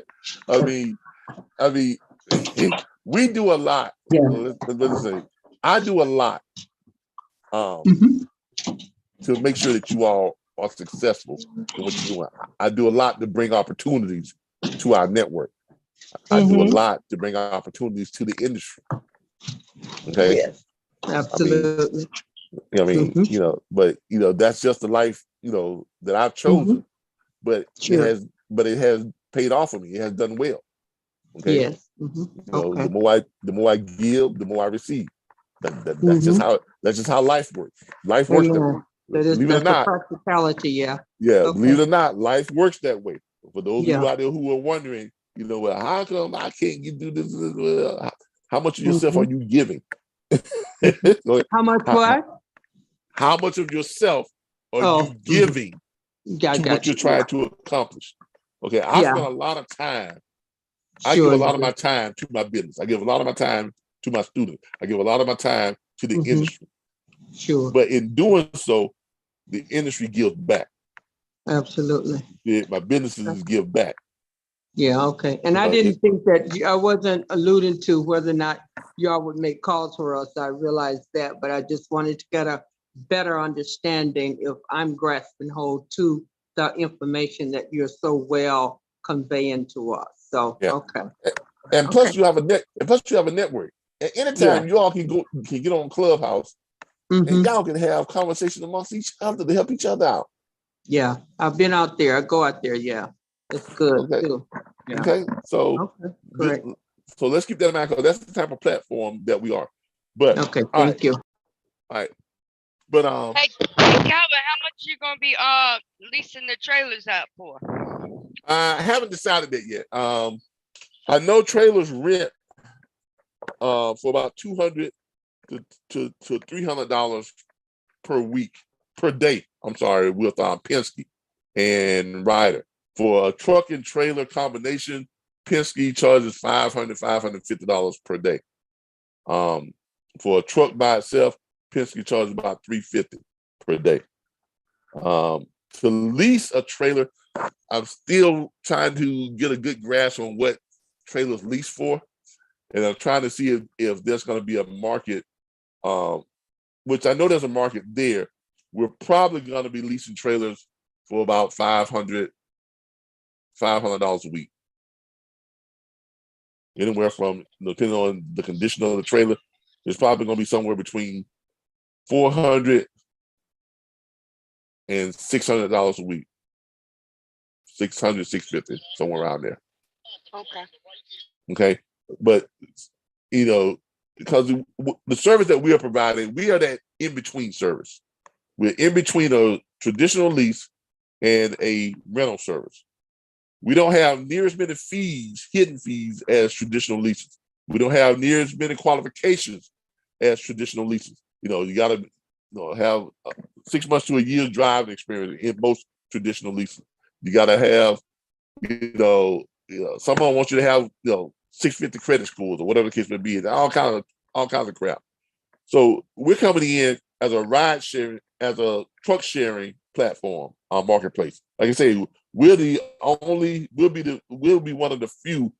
I think we'll be the only commercial truck sharing marketplace. Now, when it comes to private people owning trucks, there are some companies out there where companies list their trucks and people lease company trucks out, or they rent company trucks, but no one is doing kind of like the Turo of the commercial trucking industry. We'll be the first in that lane. Right. Okay. So, I've got to do some more work on this, but I'm almost done with it. I just got to do some fine tuning. I'm hoping to have this done by Saturday because I want to kind of do a launch party on Sunday, around 2. So I'm trying to have everything done. That's why I've been staying up late, staying up all night. That's why I haven't been doing the load board reports. But I've basically been staying up all night working on this. Because this is actually the second website. The first one, as y'all can see, there's a big difference between this one and this one. Big difference, right? Yeah, I was almost finished with this one when I realized this was not up to par. I was like, okay, it's okay, but it's not quite what I want. It's not. I mean, when you're putting something out there nationally, that's going to be an app. You're going to be having people to come in and list their trucks. You want it to look the part. You want it to be. I was literally almost done. I was literally done with this one. I was literally done with it. I was right there, almost done with it. I had examples of featured asset owners and all this other stuff, and had it loaded up. All kind of stuff. I was almost done with it, and I realized I'm not feeling it. It's okay, but I'm not feeling it. So I went back and came up with this. And this to me, I think can compete with any other thing out there on the market. Yes, that looks nice. Yeah. Yeah. Yeah, I think this is really gonna. This is what's really gonna do it. It's not as gaudy looking. It's streamlined. Yeah. It sends a vividly clear message. Yeah. Yeah. Yeah, I like that too. So it's you know, it's like I said, it's vividly and it sends a, you know, just a straight, you know, clean message. You know, you have to check availability. Put in there, select your date, select your time.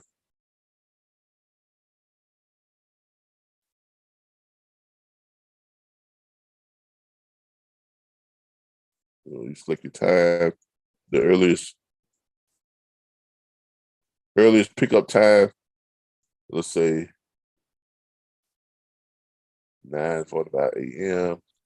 Basically, you're helping privately owned people that own trucks. Yeah. Really to find drivers for their trucks. And not only that, to create where they can just sit back and you know, we do all the matching, we do all the collections, we do all the invoicing, you know, and all this other stuff, and basically put them in a position to where they just collect great returns on their investment without them having to be out there driving it and doing all the work on it. Right. You know, so I mean, so people get out here and kind of pick their, you know, they can pick their equipment, and they just type in the information, then they submit it to us, and then we'll once they submit us their information, then we'll match them with an available truck and an asset owner. And then we contact the asset owner, let them know we have a prospect for their truck, you know, whatever the case may be. Now, when the assets come on here, they're going to be loading up their pictures, you know, themselves and the truck. We are asking them to load up video, you know, the truck. We'll accept our photos, but we prefer video. You know, just go out with your phone and do a walk around. You know what I'm saying? Just walk, clean your truck up, walk around it, show it off. You know, tell people about it. You know, this is a such and such a Peterbilt, you know, 389. This is the workhorse. This is that. You know, I had this added to it. This got X many miles. You know, just do a nice little walk around on your truck, right? And then you come on here and you upload that onto our site as part of your profile for the asset owners. And then people who are on the lease trust, they can go in, they can view those profiles. You see what I'm saying? They can view them and view those videos. Oh, that's the truck I want right there. I want to lease that right there. Bam. We set it up. We collect the money. You're gonna have photos of the inside of the truck as well, right? Yeah, we want them to take, you know, video and pictures, you know, of their truck. Right. You know, so each person that registers will have the ability to, you know, upload, you know, video, you know, of the truck and photos. But y'all think this is a good idea? Yep. Y'all think we can get 250 leases? Y'all think we can get 250 active leases by the end of the year? I think so. Yeah, because everybody's trying to do their own thing. Because, you know, companies, they have a tendency to rob you blind. Exactly. And this is for those people that try to go out and buy a truck but don't get approved. This is for those people that have been driving with a company for 3 months and they know that they're ready, but they got to wait another 8 months to a year before they can get on with another company as a lease owner operator or as owner operator. This is also for those people that are graduated from truck driving school and they know that they don't want to go work for a company and make no 18 cents, 24 cents, you know, 19 cents, 21 cents, you know, per mile, you know, driving with that company for a year before they can move on to better things. This is also for those people who are in a lease right now and they're looking at their their settlement checks, and it's like $2,400 a week when they done ran $10,000 worth of loads that week. You see what I'm saying? Because with us, they keep 100% of their load fee, unless now here's another side of that. Remember I said we're gonna have vendors on here and other services. What other service will we be offering on here that directly connects to you all? Dispatching. Dispatching. They have access to our national network of dispatchers. So any of you all who want to provide your dispatching services, you'll be able to come on here and register on the site and upload your profile and let them know that you offer dispatching services. Right now, because they're doing the easy lease, y'all are not going to be able to charge the 10%. My dispatch firm will be offering dispatch services for 3 to 5%. I'm cutting it back. Okay. So if they're doing the easy lease, y'all might want to look at 5, maybe 6% at the most. Okay. So they're doing the easy lease. But there you have it. Now, once we get up and going, will we have positions available with this company? Yes, we're going to be hiring easy lease agents. Okay. Easy lease agents. As an easy lease agent, you'll make money a couple of different ways. If you recruit someone that wants to lease a truck, and then they lease one of the easy leases, you'll be getting 7.25% of that of our fee of our 20% fee. So if our fee comes out to be $300, you get 7.25% of $300, but that's every week. Now, if you also get 7.25% of the acquisition, easy lease acquisition fee. All right, and you get 7.25% of the easy acquisition fee. So that means that $1,500, you get 7.25% of that. That's a one-time commission. Then you get your weekly commission from the lease payments, 7.25%. Okay, of whatever our fee is, $200, $300, $400 is whatever it is. You get your 7.25% of that. Let's say if you're working with someone and on the financial side, you're working with a potential or future asset owner, and you're working trying to get them ready to get lines of credit. All right. And let's say you get to the point where you need us to co-sign. All right. When we co-sign and that person gets that line of credit, we get access to 20% of that line of credit. Let's say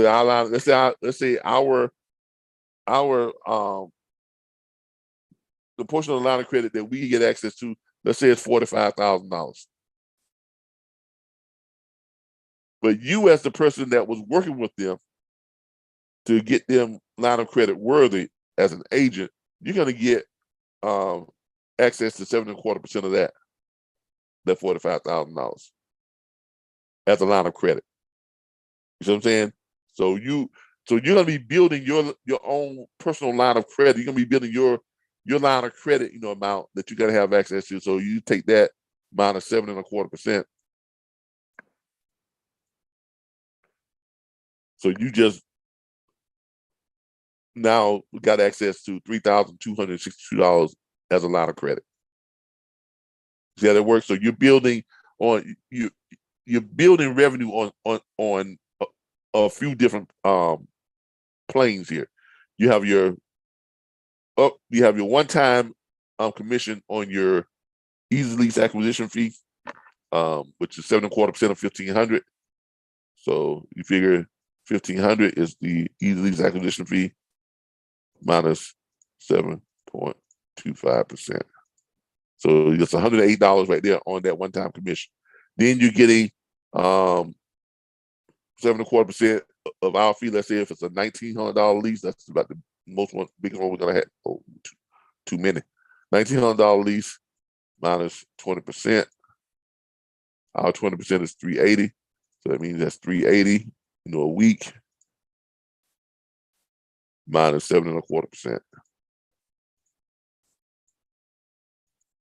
You're getting $27.55 per week on that lease. Okay, and of course, as you add more and more people, your lease pay, your weekly residual goes up. Okay, because you're just adding to it. That's residual.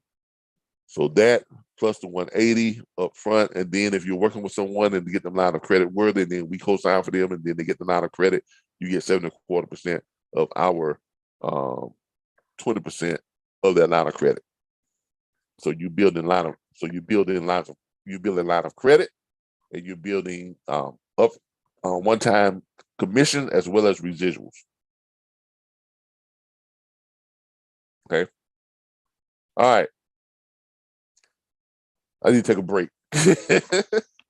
It's almost 11 o'clock. Yeah. But I had planned on being up all night anyway, so this is what it is. All right. So I'm gonna be up probably till about 3 in the morning, 3, 4 in the morning, working on this site, trying to get it, get it finished up. But I hope y'all like it. I hope y'all are, liking, what you're seeing here as far as these lease. You're gonna have this section right here. Do you own a commercial vehicle? Want to earn thousands weekly? How would you like to own a fleet of commercial trucks and trailers to list year round, quietly earning thousands weekly per vehicle? And you better click in and learn how.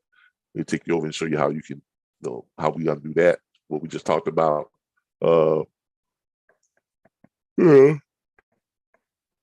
Excuse me. I'm sorry, y'all. But anyway, y'all go home. y'all go home now. All right, everybody. I appreciate you all. I mean, I really do. I appreciate y'all. Hanging with me. This time of the night. Just or whatever. Let me stop my share. Oh, was I not sharing? Yes, you were. Okay, I thought I was. Why does it say stop? Why does it say new share? I was trying to stop my share.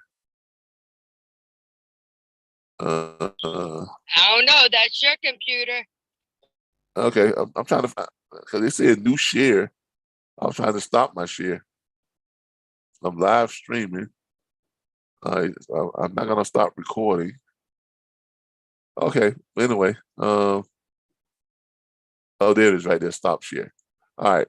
Look, I appreciate you all. For those of you who stuck around, I know some people are gone for the night, but I thank you all for joining us tonight, doing our training. Y'all got a little bit more than y'all bargained for tonight, but hey, that's how I do sometimes. So look, everybody, y'all have a good night. I'll see you all Saturday, hopefully, with the Brokers Hour, and I'm not gonna do a tomorrow morning, because I'm probably gonna be up working on this website. But look forward. We're trying to get it out and trying to get it out by Monday, and have it live speaking, so you all can come on and create your profiles and register. We start matching people. Start matching people up. For those of you that have good credit, if you got a 700 mid score on your credit, be sure to go to sign up, because we can get you personal lines of credit to get you a quick start on getting your assets. Because we can probably get you about 4 or 5 personal lines of credit with a 700 score. Each line of credit in the neighborhood of $20,000, $30,000, $40,000. So that should give you about $100,000 to $150,000, enough for you to buy at least 3 good used trucks, 2 to 3 good used trucks, and get you started off, leasing right away. Getting your trucks out leased out right away, and we start building your fleet. And then we work on your business side to get your business line of credit worthy, so we can get you even more lines of credit to go ahead and start to increase the size of your fleet. All right. You're Y'all have a gonna good help night. people, Calvin. You're gonna help people rebuild their personal credit if they need it. You're gonna offer. I personally probably won't, but I'll probably be able to turn you all over to somebody who can do that. I just don't have the time. I'm gonna be honest with you. I mean, I think I'm about biting off more than I can chew right now. But but you're trying to start yeah, a new thing. So yeah, but of course time. But I'll be you gotta invest.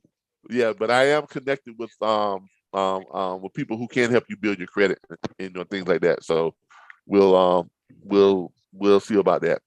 All right, everybody. Y'all have a good night. I appreciate y'all. All right. Bye-bye. Bye.